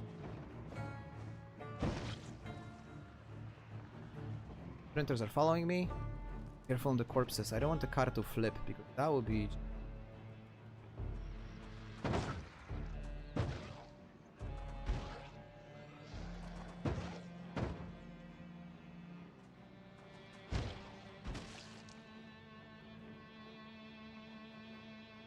I think Zomboid mechanic that only brain damage kills Zeds. That's why Molotovs are slow. Bro, playing Carmageddon. I saw a teaser. I mean, can you guys confirm that? But I think I saw a teaser for a new edition of Carmageddon. some sort of a remake. No, I cannot confirm that, but I think I saw something the other day. Carmageddon. Speaking about classics. That was just... that game was so unhinged. On so many levels. It actually feels pretty crazy that... if that's actually a thing. If they're gonna make like a remake of Carmageddon... Considering where we are as a society... you know, in like mid-2020s... With... You know, like... I don't want to use the word woke because I don't think like I don't think that's the right term, but essentially with our general awareness of, you know, like stuff like mental health, Armageddon is pretty much everything but what you would expect in the mid 2020s. That's just my take. So if they will actually release it, I wonder if there's still gonna be like pedestrians, or are they gonna replace it with something else? If they would replace it with something else, obviously that kills the entire joy of the game, because the whole fun in playing Carmageddon was... Those of you that played Carmageddon know exactly like what was the thing that made the game fun. Oddly enough, those of us who played like Carmageddon when we were kids, we didn't grow to be like psychopaths or anything. Turns out video games don't usually cause violence in adult life. Otherwise, yeah. Not gonna finish. Makramon, welcome! Anyway, guys, I'm just gonna plug it in right now quickly. Because I'm not sure if... Oh, I think I got a flat tire or something. I'm just gonna, like, plug it quickly because I didn't mention it before. Peggy 7. I do have a multiplayer server up. So, if you weren't following the stream at the very beginning and somehow you don't know or haven't heard, if you want to try multiplayer, Build 42, there is a server that I host. I've set it up recently. There's a bunch of us playing. If you want to play... if you never played multiplayer, you want to try, or if you're looking for people to play with, there is a server. It's free. It's completely free. You don't need to be a channel member. You don't need to pay anything at all. The server is fully sponsored by what I make off the channel. So yeah, if you want to try, if you want to join, details are in my Discord. Dupa! Minyok, I was actually talking about you earlier. I don't remember in which context. Shit, what was that? I was explicitly mentioning Miyok. Do you guys remember what was that? I don't remember.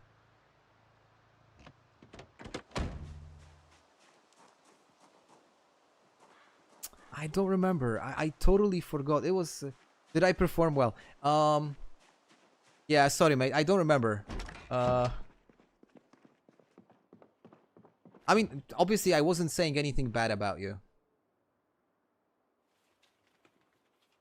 Oh, yeah, that's it. Thank you, Sandow. So, I was mentioning that when I was going back home from work today, and I've like reached the end of Reddit and anything that I found interesting, I actually hopped on LinkedIn and I started scrolling LinkedIn, and I said, like, if Minyok would hear me do that, he would probably call me an animal. Thank you, guys. I totally forgot about it.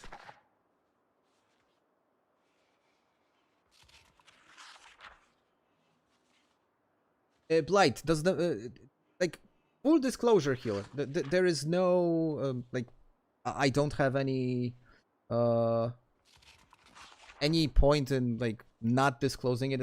Again, like, I do have a regular job, so this is just a hobby. I do it because I like it. My channel, with the current, like, channel performance, I'm making about $120 monthly. That's how much I make purely off ad revenue. Some of you guys that are channel members that bought the membership, it's about 120 bucks. So it covers the server costs, it covers my internet bill, it covers my electricity bill, and yeah. So basically, and I have some leftovers. I'm actually planning to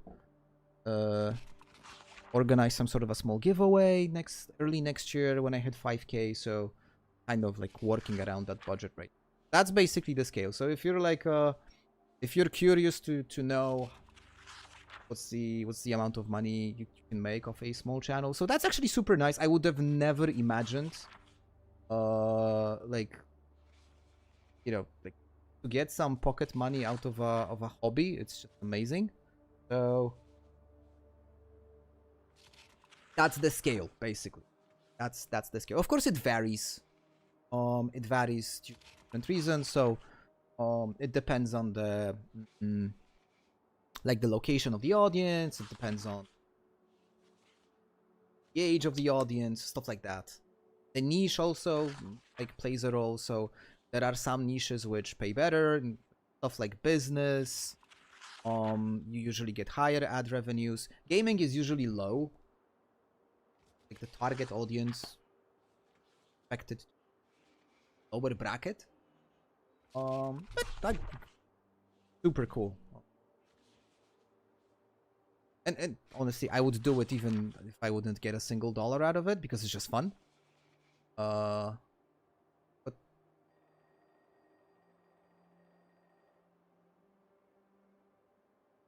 what sucks though is I really don't, and I don't want to over exaggerate because I would probably find time. I haven't done like new videos for a long time apart from that episode on Blades. It's not like I don't really have any time, because if I do have some spare time, but because of my full-time job right now, and it's become really, I really do have a lot of work. It's whenever I have some spare time, I will just rather relax. So sometimes feel bad that I'm kind of letting folks down because I was very active, and after a while I stopped posting. But it's not me being lazy. It's actually when I started the channel, I was unemployed, right? So the whole story behind the channel was that I was unemployed. I couldn't find a job, and it started to become really stressful. And it also started to impact my like mental health because I was really becoming worried. When you're applying to multiple jobs and stuff, and you're just constantly getting rejected, it really like it can really make you struggle with, you know, sense of like self-respect, self-esteem. And I needed something like something to get away.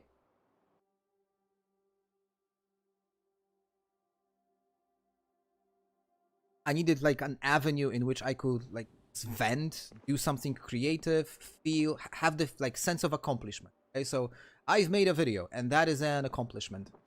And when I was like unemployed, it was easy because I had like tons of time on my hands. So I was able to say, okay, I'm gonna work on a video Monday, Tuesday, then I'm gonna release it on a Wednesday. I'm gonna have a Thursday off, and then I'm gonna work on a video like again. And you know, usually took me like between 5 to 8 hours to make like a single episode, right? Depending on the length. Some of them were like very long, and so when I wasn't working, I had the time, I had the energy, and I really had the need to do that. But now that I have a full-time job, whenever I have some downtime, I just relax. But you guys need to push me. I should like do at least 1 or 2 videos per month. There's no excuse. Probably when I come back after the new year, probably gonna make some sort of a maybe special like members only stream, something. I don't know. I will do my best to. It's gonna be on the list of stuff that I want.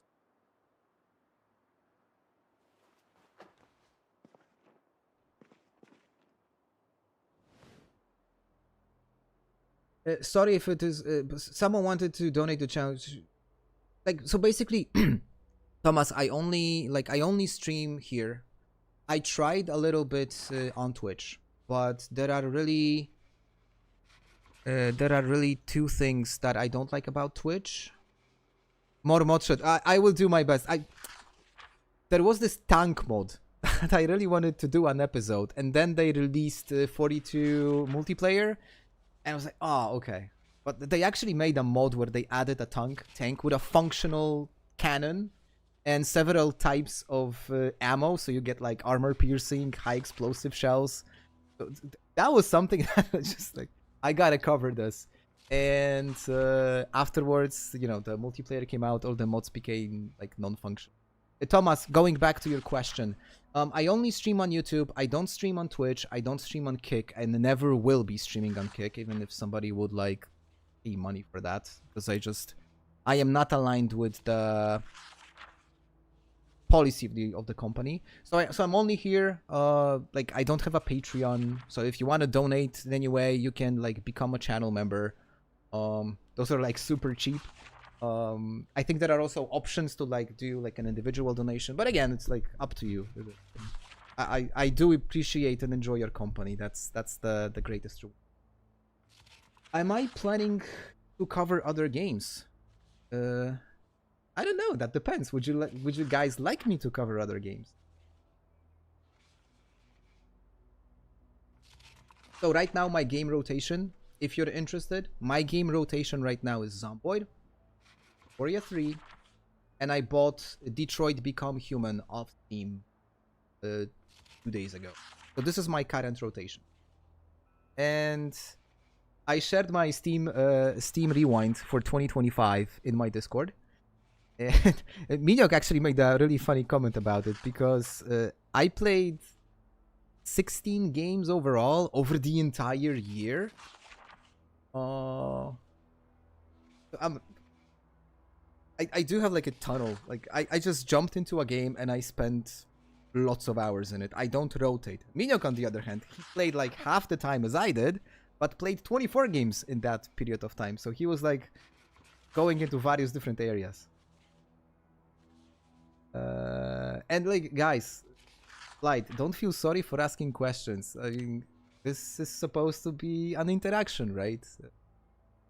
Zomboid is just a background. Like, game is just a great excuse for us to meet virtually and talk about stuff. So I actually appreciate questions.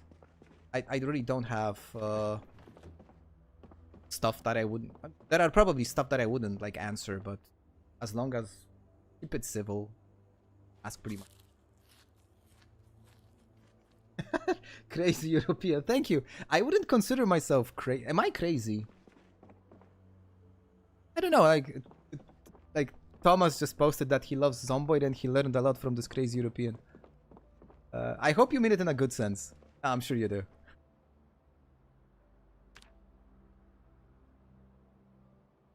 Zomboid is a great game for content. It probably it is, yes. Not as dynamic as some other really good games for content. Minyak mentioned when I'm gonna stream Dispatch. What's up with this Dispatch thing? What is this? Okay, call me crazy, but I really don't know what this game is. Should I know? Is it like something super popular that I just kind of...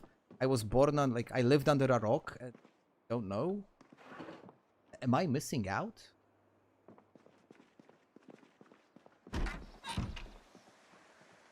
Oh, the bodies started to decompose.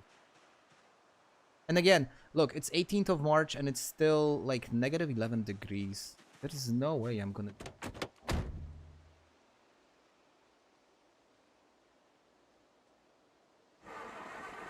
Oh no, the cars are dying, guys. Without questions, we're just watching a guy who's watching a game character reading the book. You know what it reminds me of?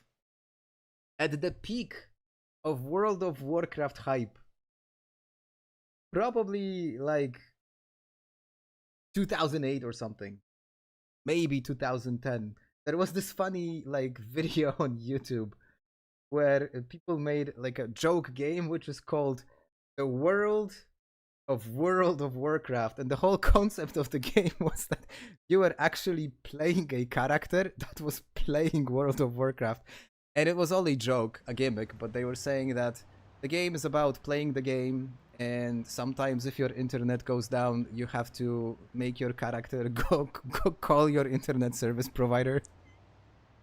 That was just a random joke.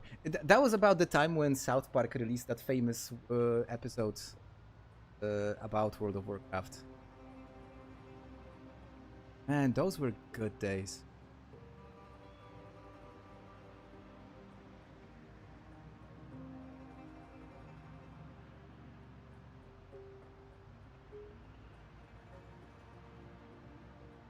And I just want to make sure, Blight, did I miss any of your questions? Oh, now I know what happened. Now it makes sense. I must have hit a deer. And it's just decomposed. And I've hit the skeleton. For some reason, like a skeleton almost flipped a truck. Okay. This one got really confused. What is it doing? Look at this. Check this out. It's just you spin me right round, babe. Right round. That's weird.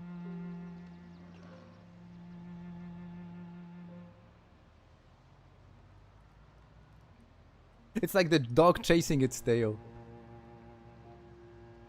What? Oh, hold on, guys.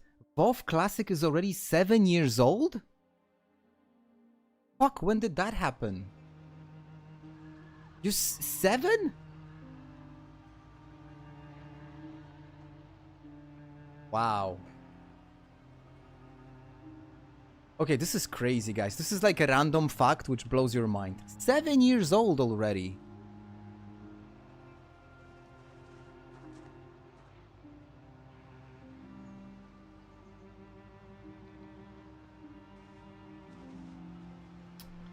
Wild.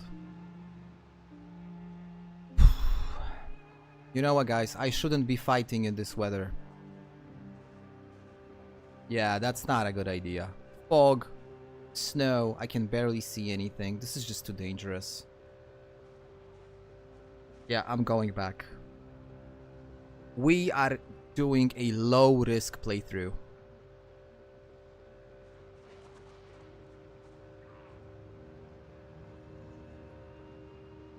Now, normally I would just like charge and try to kill as many as possible, but if it was me in that car, I wouldn't be fighting. I wouldn't feel confident enough with such a low visibility to do anything. So, like, one of the best advice that, like, anyone can give to a new Zomboid player is like, think of what you would do in this situation. I wouldn't be fighting. I'm going back. I gotta find some sort of a creative way to just wait out this weather because it's just too dangerous. I can obviously read books. And that's what I'm gonna do. I'm just gonna spend the whole day reading books. Book weather. In Polish, we would call it pogoda barowa, which means that the weather is suitable for a visit to a bar. That's exactly how we would call it.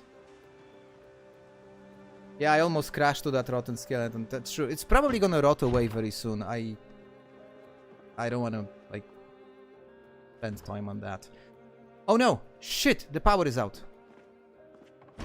Yikes. Quickly!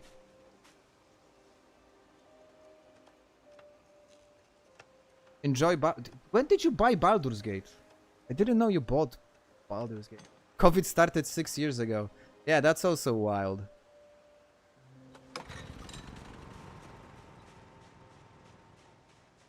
But out of these two, for me, like, WoW Classic is more shocking. Sorry. Like, insane. 6 years already. 7 years. Wow. Cleanest weather in Sosnowiec.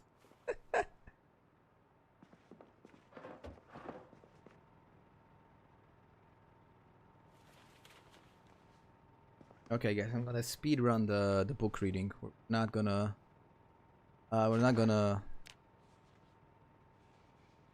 watch her read.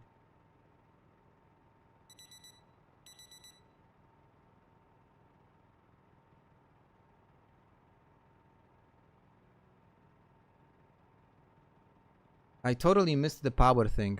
Totally missed it. And I missed your message, Andy, actually. Now I can see in chat that you actually prompted me that the power is out. Thank you for that. I was just not paying attention. Shame on me. Luckily, I came back.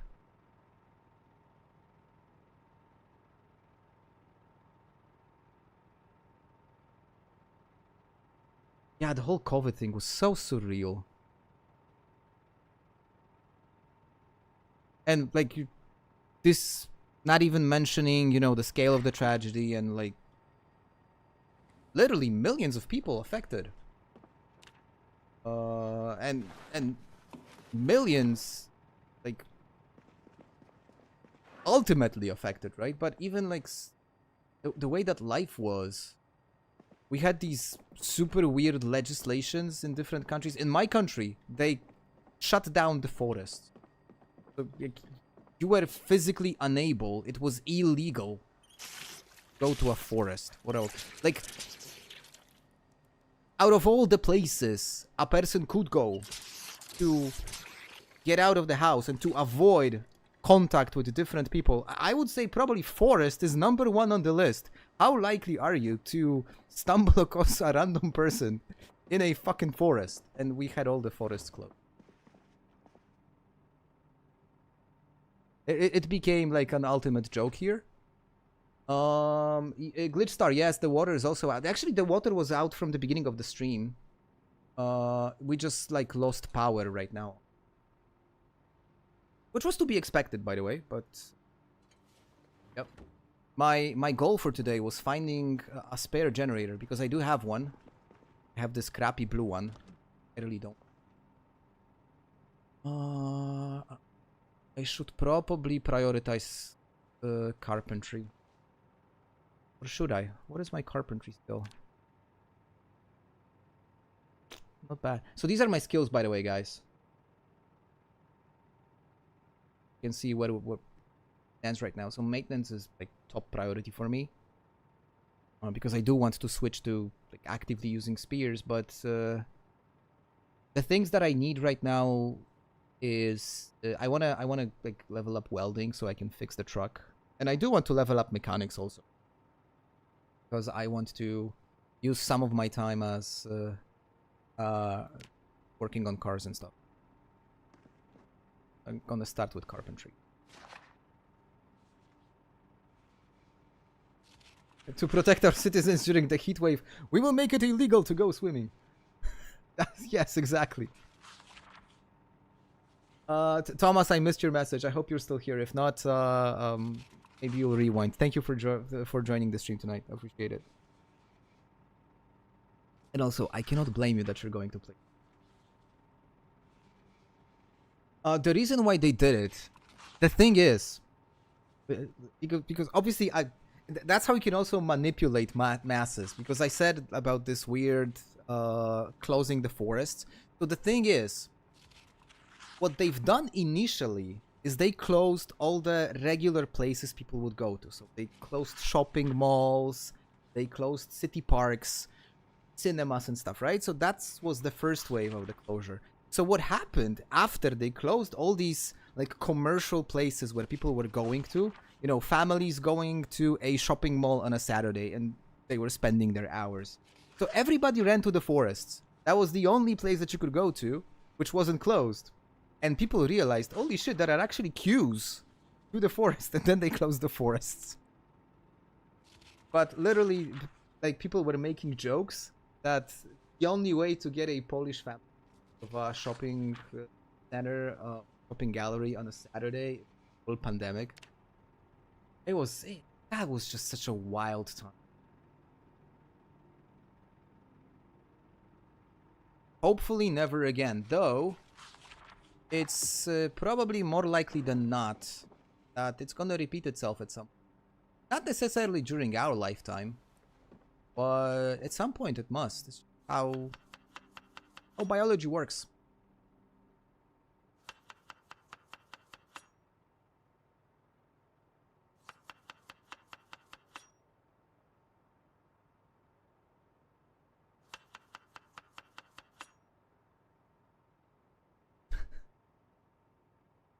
I can already envision those queues, Andy. Are coffee shops like a relevant part of the economy? I've never been to the Netherlands. Never. I've been to Belgium. But we've never been to the Netherlands.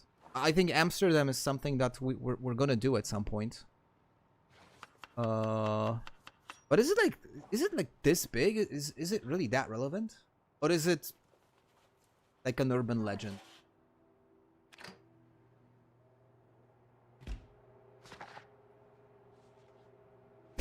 Five days later, they announced the coffee shops got permission to stay open. So somebody influential must have had, had something to say.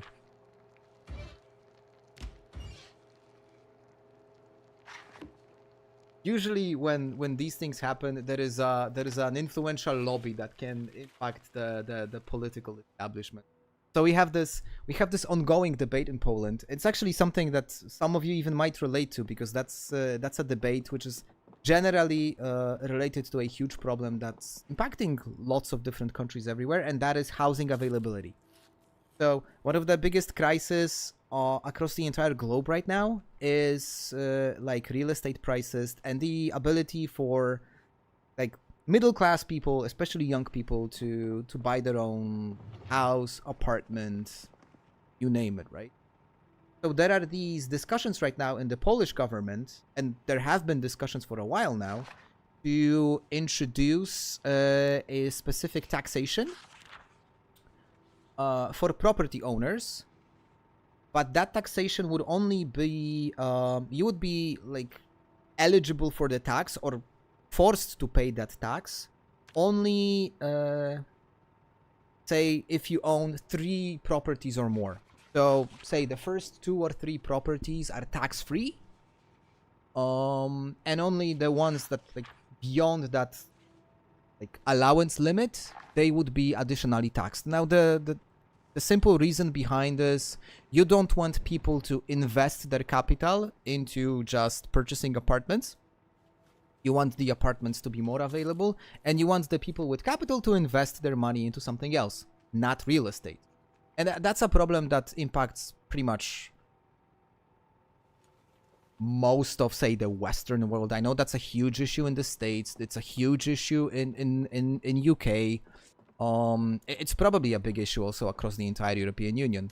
So there were these discussions, and I will never forget, there was this interview with I think it was like a vice minister of infrastructure, the department that's essentially responsible for these types of decisions.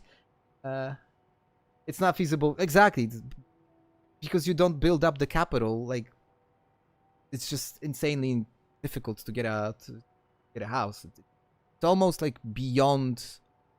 Oh, why is she so chilly? What's wrong? Something's not right.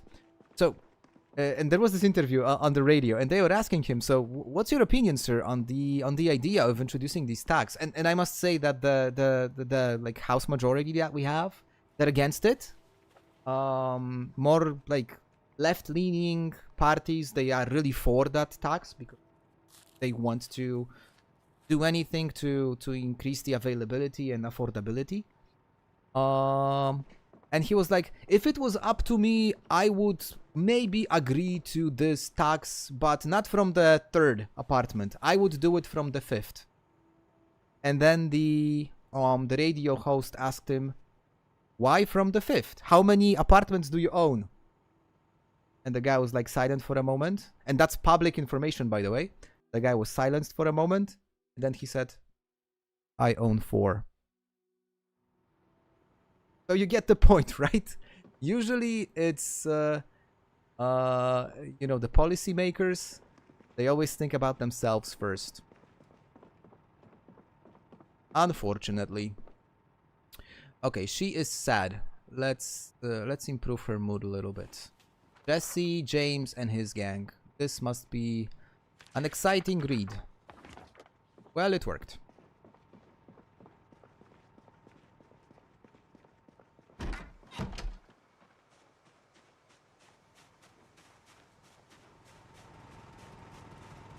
What's the condition of this generator? 98%. It's going down 2% per day. Okay, that's actually a pretty horrible decline rate. Babe? TT Tutti room 2. Tutti to room 2. Yeah, you just make one for yourself also. Smart. How are my animals? Well, animals are amazing. Nothing to worry about.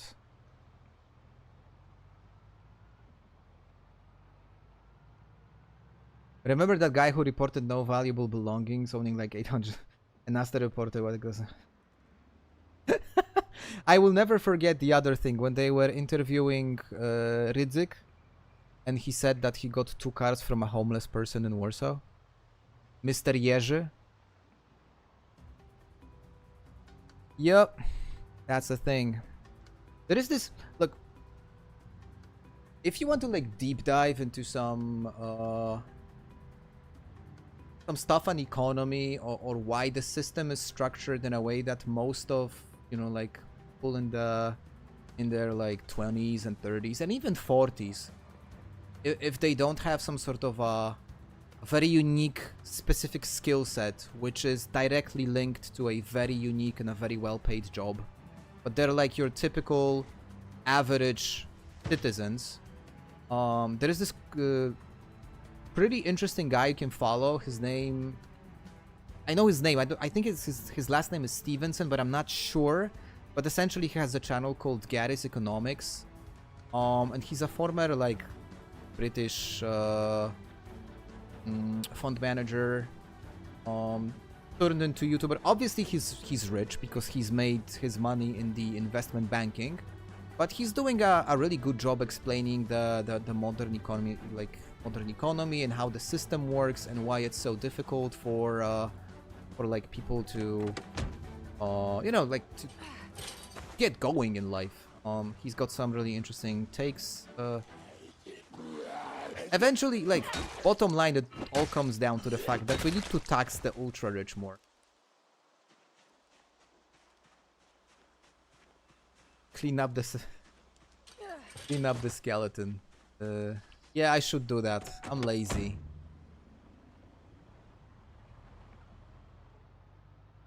I saw the other day that it's becoming more and more likely for Elon Musk to hit $1 trillion in worth next year. Like, can you even imagine that number? I mean, we are reaching absurd level points. Like, I'm all for people being entrepreneurial, you know, creating companies, building groundbreaking products. Okay, like, can talk about Elon's groundbreaking products, like completely different story. Next year, bro, trust me, it's definitely happening. Hopefully by the end of this year or next year at the latest. And that's what Elon has been saying about pretty much any product, every single time. So I'm all for, you know, people getting rich of being entrepreneurial and innovative and stuff, but there should be a limit at some point. If you hit a certain limit, you should get like a specific medal. You should get an achievement you've won at life. I don't like this. You should get an achievement award, won at life, and everything above a certain cap, it just goes to some sort of a common pool. But you're entitled to use the achievement. So, like, you could be allowed to proclaim yourself the ultimate Sigma or something. As a formal, like a formal title. I think that would be fair. $1 trillion. What are we talking about? Like, the US economy, I think, annually is 30 trillion. Somebody gotta fact check me on the number, but I think it's somewhere in that range. So, like, Elon Musk alone is worth 1/30th United States. Explain that to me. How does it make any sense?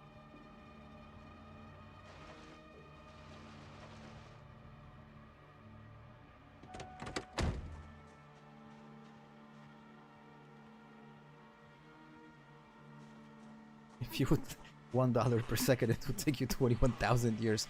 I don't think we're gonna live that long, bro. Nor are we making $1 per second. I don't like our chances on that.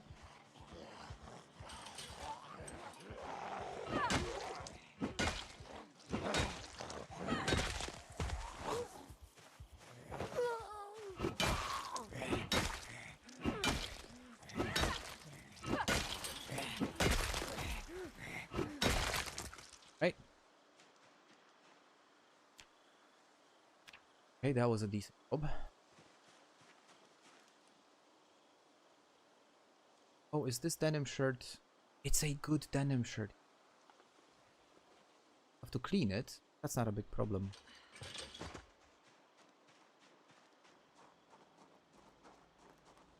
Hold on, I gotta catch up on this. Honestly, there should be no limit absolutely to how much money you can have, but you'd have to explain in public televised court your actions every time someone accuses. Ooh, that's interesting. But that would only limit your potential influence on, say, stuff like legislature. So the whole thing with Doge, that Department of Government Efficiency that was supposed to save trillions of dollars annually for the United States in budget spends, apparently it didn't save almost anything. Caused some huge troubles, but what it did do is it did reduce funding to agencies which were regulating some of the stuff that Elon wanted to do. So, speaking of having influence on things you shouldn't, if you're too wealthy, I totally agree. And there is really no good system, because, say for example in Poland, political parties are funded from the budget, essentially. So if you hit a certain level of like voting percentage, you are eligible for a budget subsidy. It's what keeps the parties going, and it's a good system on one hand, but then on the other hand, it also has its issues, because you can use your like legislative power to, say for example, cut funding to an opposition party under some dummy reason.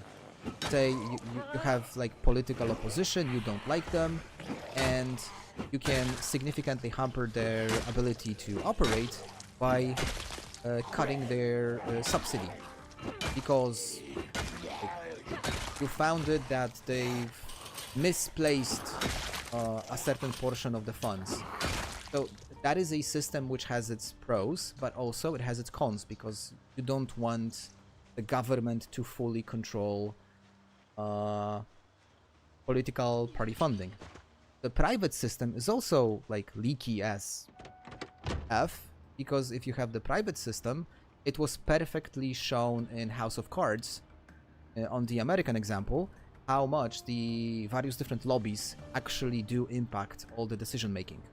So there isn't a single system which I think we as humans in democracy came up with that would actually we could say that this is the best system out there. Probably should be some sort of a mix. Hard to say. I don't have an answer for that.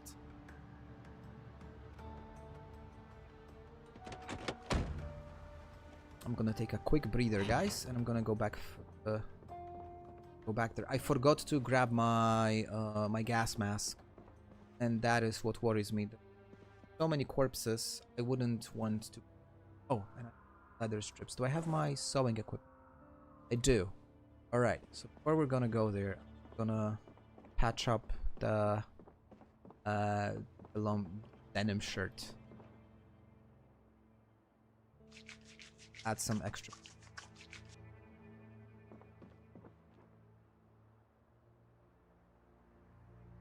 Make sure to do that, guys. Never want to end up in a situation where you don't have your clothes patched up properly. It makes a big difference. It can be the difference between life and death. That's why tailoring is such an underappreciated.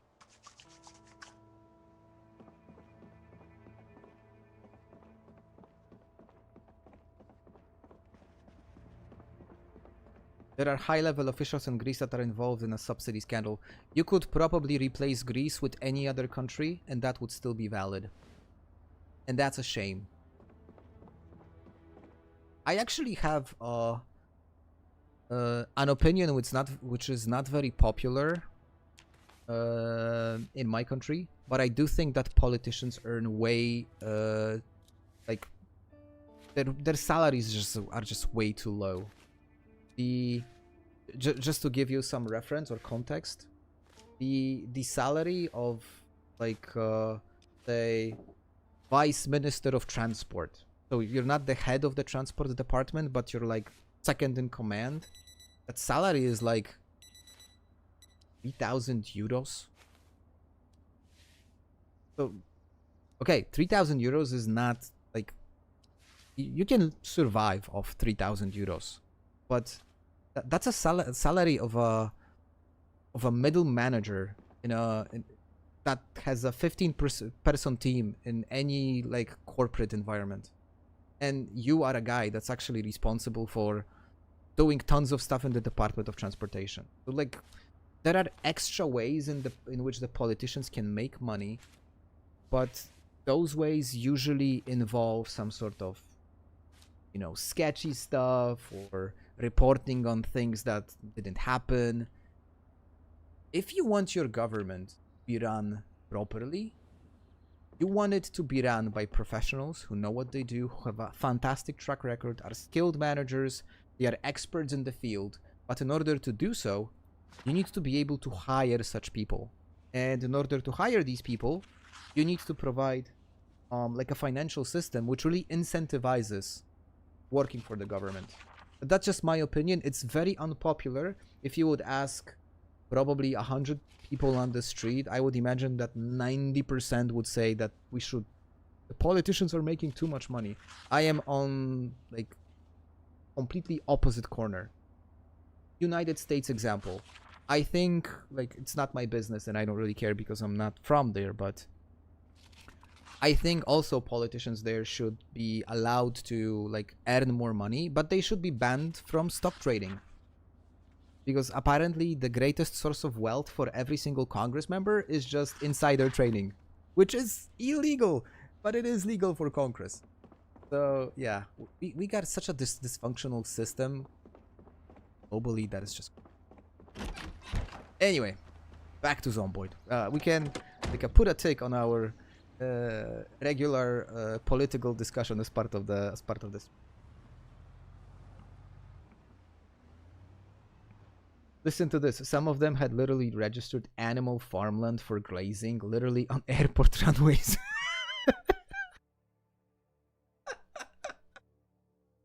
That's insane. Maybe they were using the sheep to make sure that there are no like grass growing over the the runway, so they were actually preventing disasters.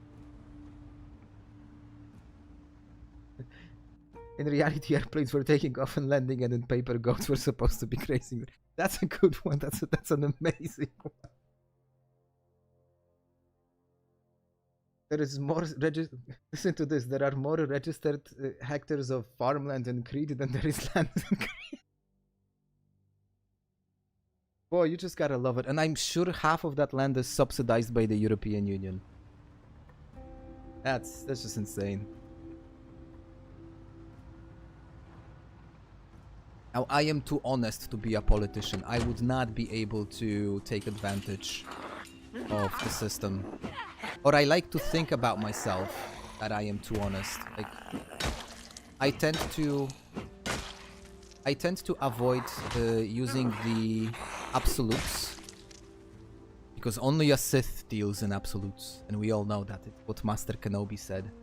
But I like to think that I am too honest, and I just wouldn't feel feel good with that. That's why I don't stream on Kick. Everybody says that you should stream on Kick because like you make a lot of money off Kick, which is actually true. That they pay insane amounts of money to streamers.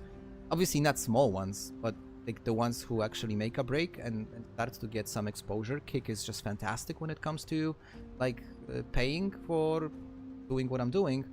But the fact that Kick is just like a facing company for stake, and stake is nothing but online gambling with crypto, like I don't want to have anything to do. Like I think we have enough gambling problem anyways. We don't need to we really don't need to encourage that in any. In fact, out of all the topics of ads that can be shown on my channel, the only one that is physically turned off by me are ads related to gambling. Even though supposedly they do pay well, so if you show a gambling ad, the supposed like revenue per like 1,000 displays it's higher than say a gaming niche. I don't want to have gambling ads on my. I am very much against gambling, and we have a gambling issue in modern society, and it's getting worse. Getting worse. Actually, I like what CoffeeZilla recently is doing. CoffeeZilla was often like very much working against all kinds of crypto scams and stuff, and recently he shifted totally to gambling related. So yeah, please be responsible. I think what I can say.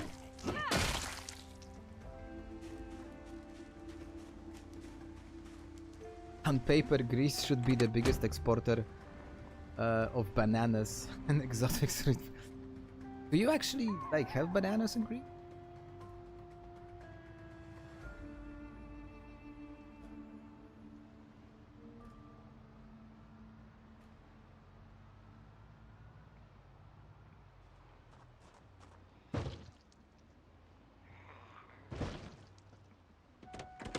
And check this duffel bag. Glad you asked that. We don't. This is just crazy.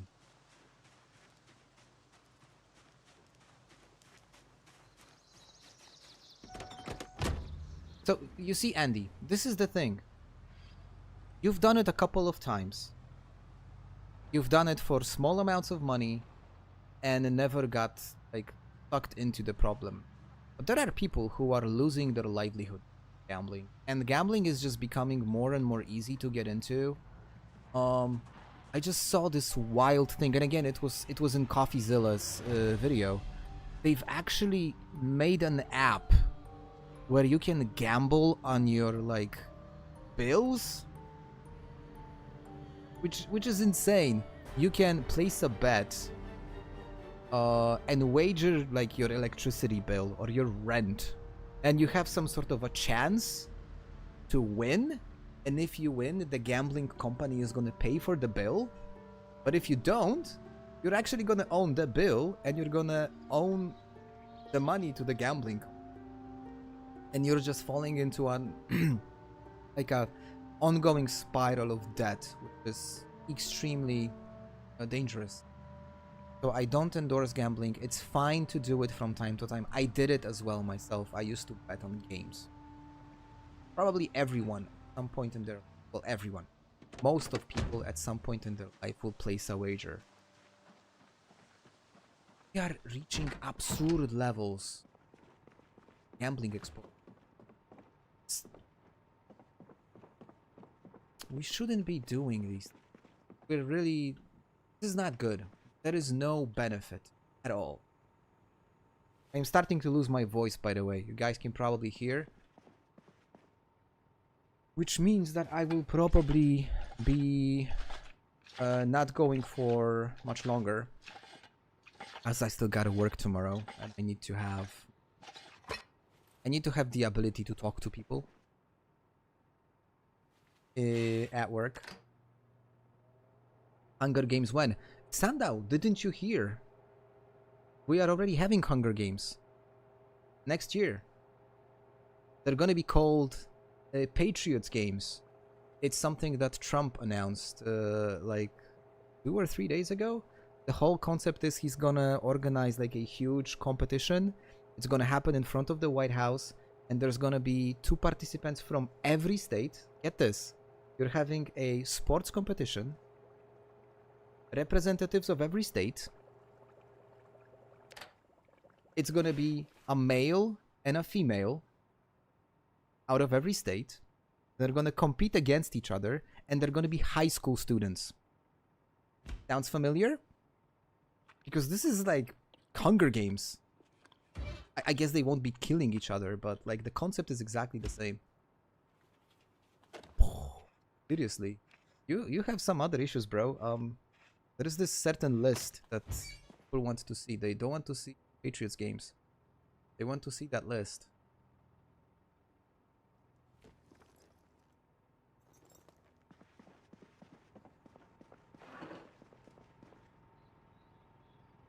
I'm sorry, what about rainbow people? What do you mean? I really wish you spoke. I would never be able to speak Greek. I've been to Greece a few times on business. My previous employer, their European HQ was in Greece, so I took a few trips to Athens, business. It's just such a hard language. It doesn't sound like anything that's familiar to me. So there is no way they would ever like learn. Spoiler: the finalists will fight. There can be only one winner. Oh, I can't imagine. Like, I saw these memes online. Like, they were referencing. Obviously, this like sounds like Hunger Games, right? And I saw these memes online where you've had Caroline Levitt dressed up in fancy clothes, like the spokesperson from Hunger Games. Yeah, like the memes write themselves.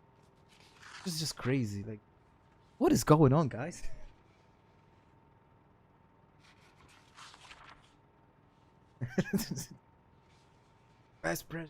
We've had the best Patriot games. Best. And everything is great. The economy is great. Affordability, by the way, is a Democrat hoax. Yeah. Anyways, too much politics today, guys. Too much. But it's hard not to laugh at these things. It's really hard not to actually look at what's going on. It's like, are they serious? It's all Biden's fault. That's also true.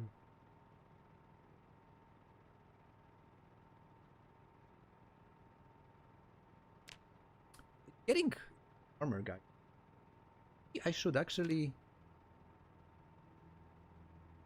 Maybe I should check the weather. Maybe sometime and planting.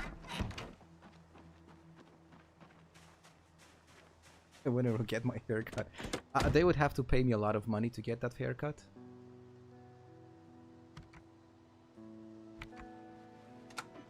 Let's.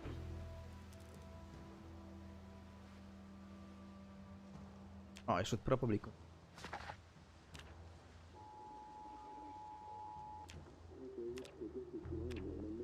Okay, still negative. About tomorrow. Oh, it's gonna rain. The average is -2. Okay, so it's too cold. I need at least a. My ball.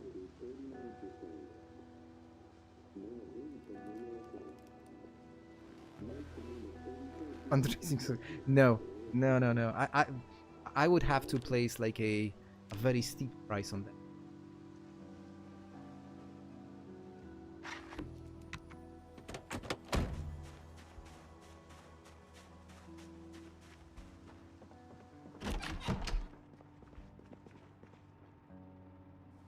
I'm gonna prepare the crop. And prepare the furrows. Something tells me towards the end of the month.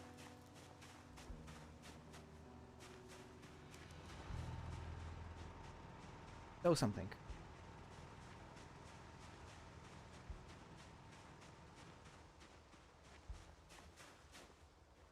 Check this out, guys, by the way. So there is a price. There's probably a price on anything. Or most things. It's what I always like to... Princess. It's what I always like to say is that you never should say that you're never gonna do something unless you will end up in a situation where you have the... Because we are only able to definitely say that we would or would not do if we will be put in a position for that thing to happen.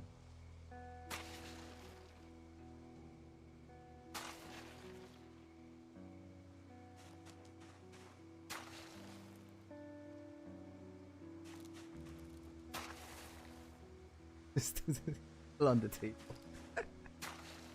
I hope not.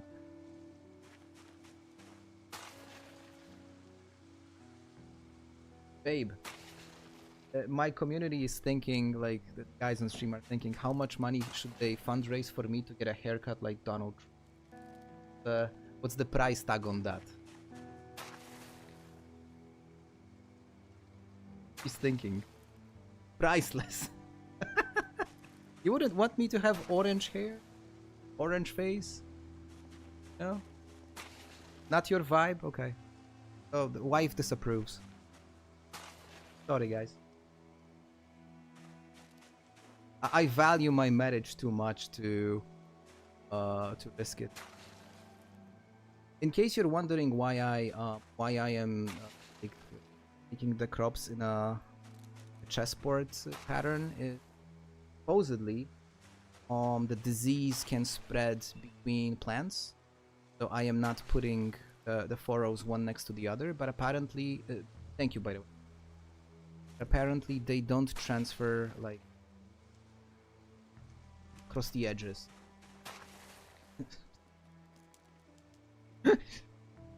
What kind of a question is that, Andy? Like in all those jokes, when you come home tired after 12-hour shift and she asks you if you would love her if she was a cucumber.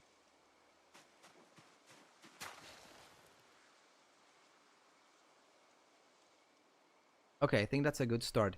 Normally, you get five seeds per packet. So this is like 4 by 4. Yeah, I should probably do. And I gotta get rid of this. I'm not gonna have any kids anyway.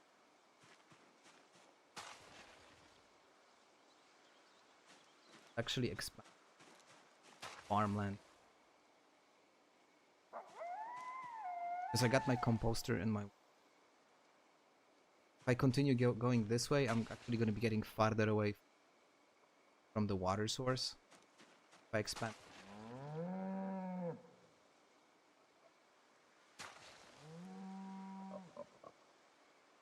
Oh, I wish I wouldn't say a cucumber. I wish I would come up with some sort of a different example. I should have known. I should have known better.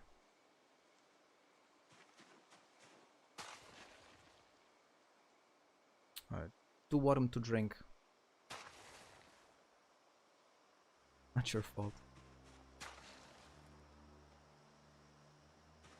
Anyway, guys, let me check the poll. Are you still excited about RAM prices? Yes, RAM prices, absolutely. So wild. Did anyone plan on building eggplant? Also, I actually like eggplant. It's actually a very good vegetable. You can do amazing stuff with it. Like food.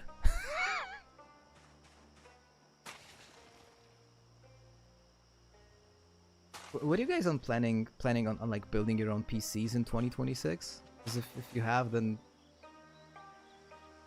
probably like you can put those plans to rest.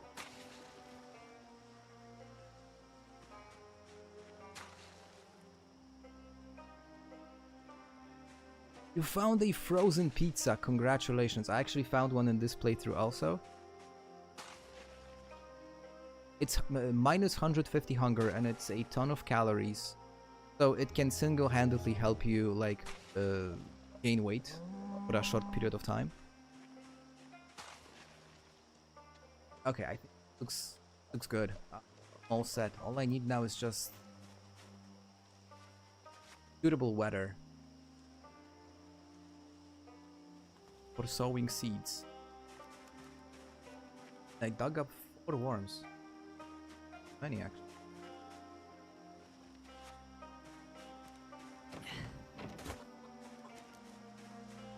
Save the cheese.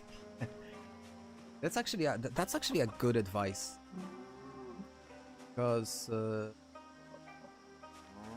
is no way in vanilla to. Holy shit! I love this guy. Eggs. Well, I guess omelets are on the menu now.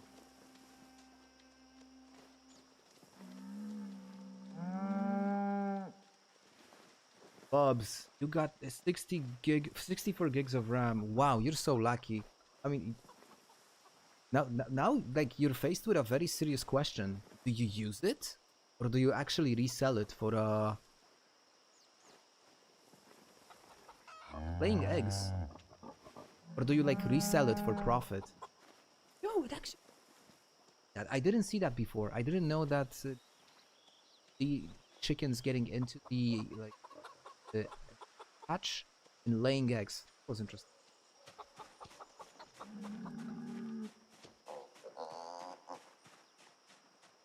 Yeah, I feel you. I feel you, Macramon. I've been playing a lot of like winter scenarios. Actually being able to have crops.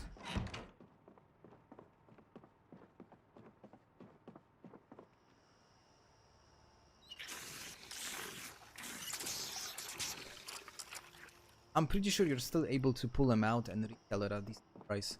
But, like, you bought it for yourself for a reason, so I would probably keep it.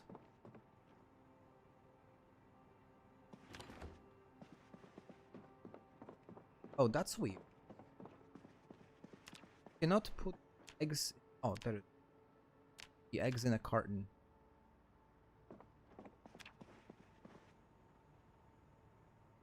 Perfect. 4 left. Gonna make an omelette, guys.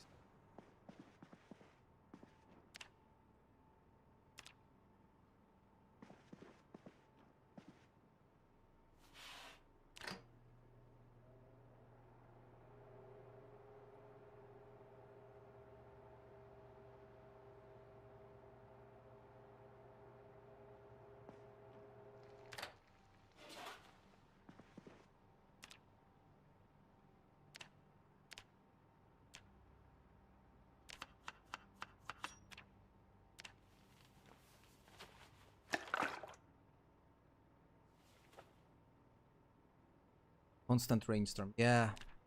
Like, I like when Zomboid is weather. That is if I do have a way out. Just I've done with. That's why I didn't, like, go fighting.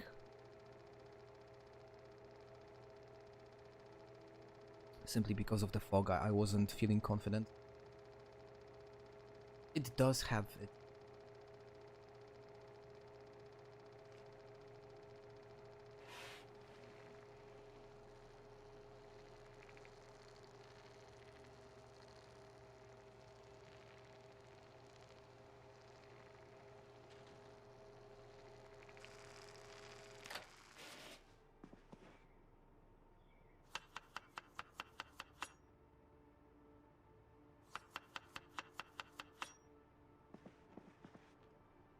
Oh, I cannot add any seasoning.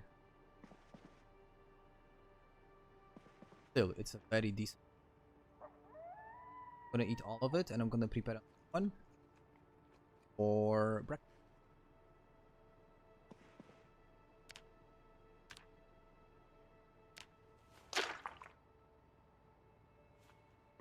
Simple yet effective.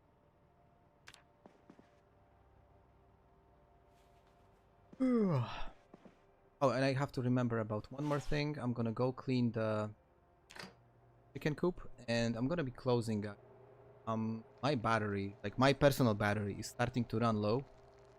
I feel that I am reaching the critical point where there is an increased risk of doing something. So, very soon. First.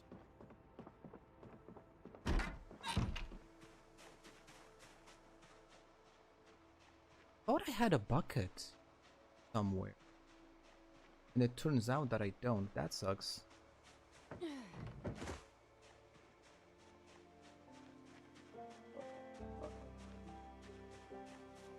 Predator. That would be insane. And it wouldn't be something super unusual, right? Because, look, I'm not a Kentucky native, so I'm not sure what kind of, like, predators are there. I'm sure they have some.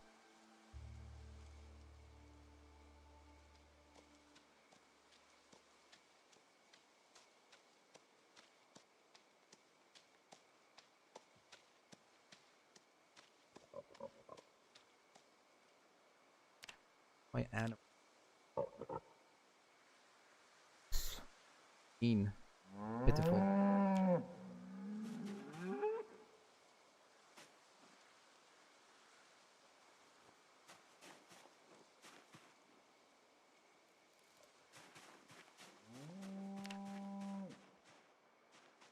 My cow's not working. My bull needs to.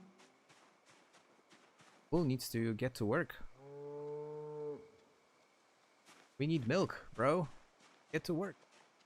Need some encouragement. Should I don't know, arrange a date? I got a spare bottle of wine.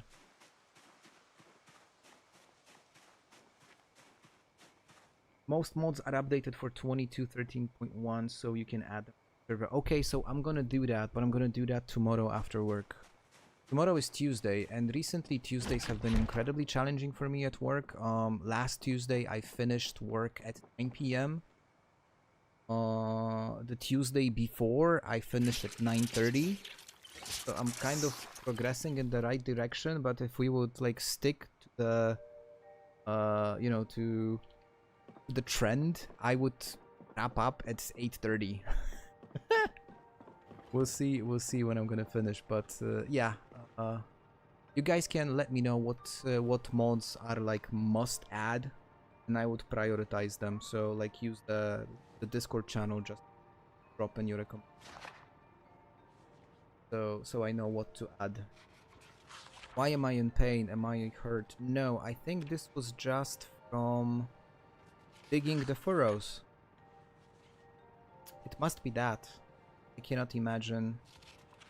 Oh, you mean like Predator from the movie? Oh, so not like a... So you didn't mean coyotes or bears.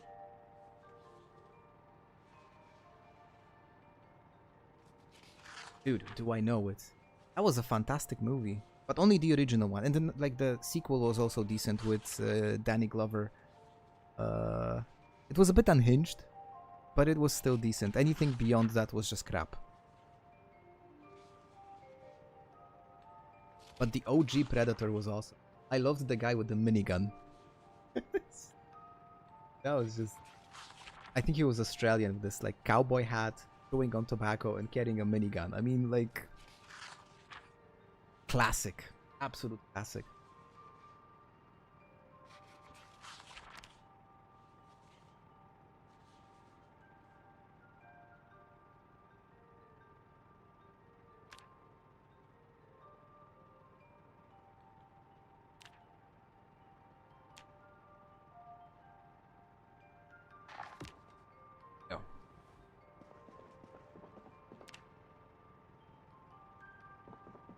And yes, I know I am burning books.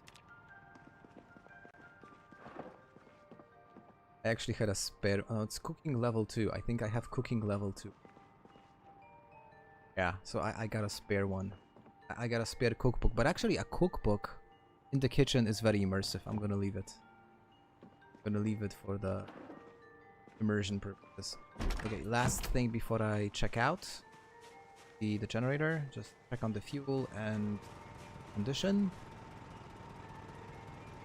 Okay, not so bad. Actually, 98% still decent. I'm using 0.02 liters per hour. Not so bad. Okay, we're good. You can go to sleep. She deserves a sleep. Guys, so as mentioned, I am gonna be closing for tonight. You probably noticed that I kind of... my energy went down. But what time is it? Oh wow, it's okay.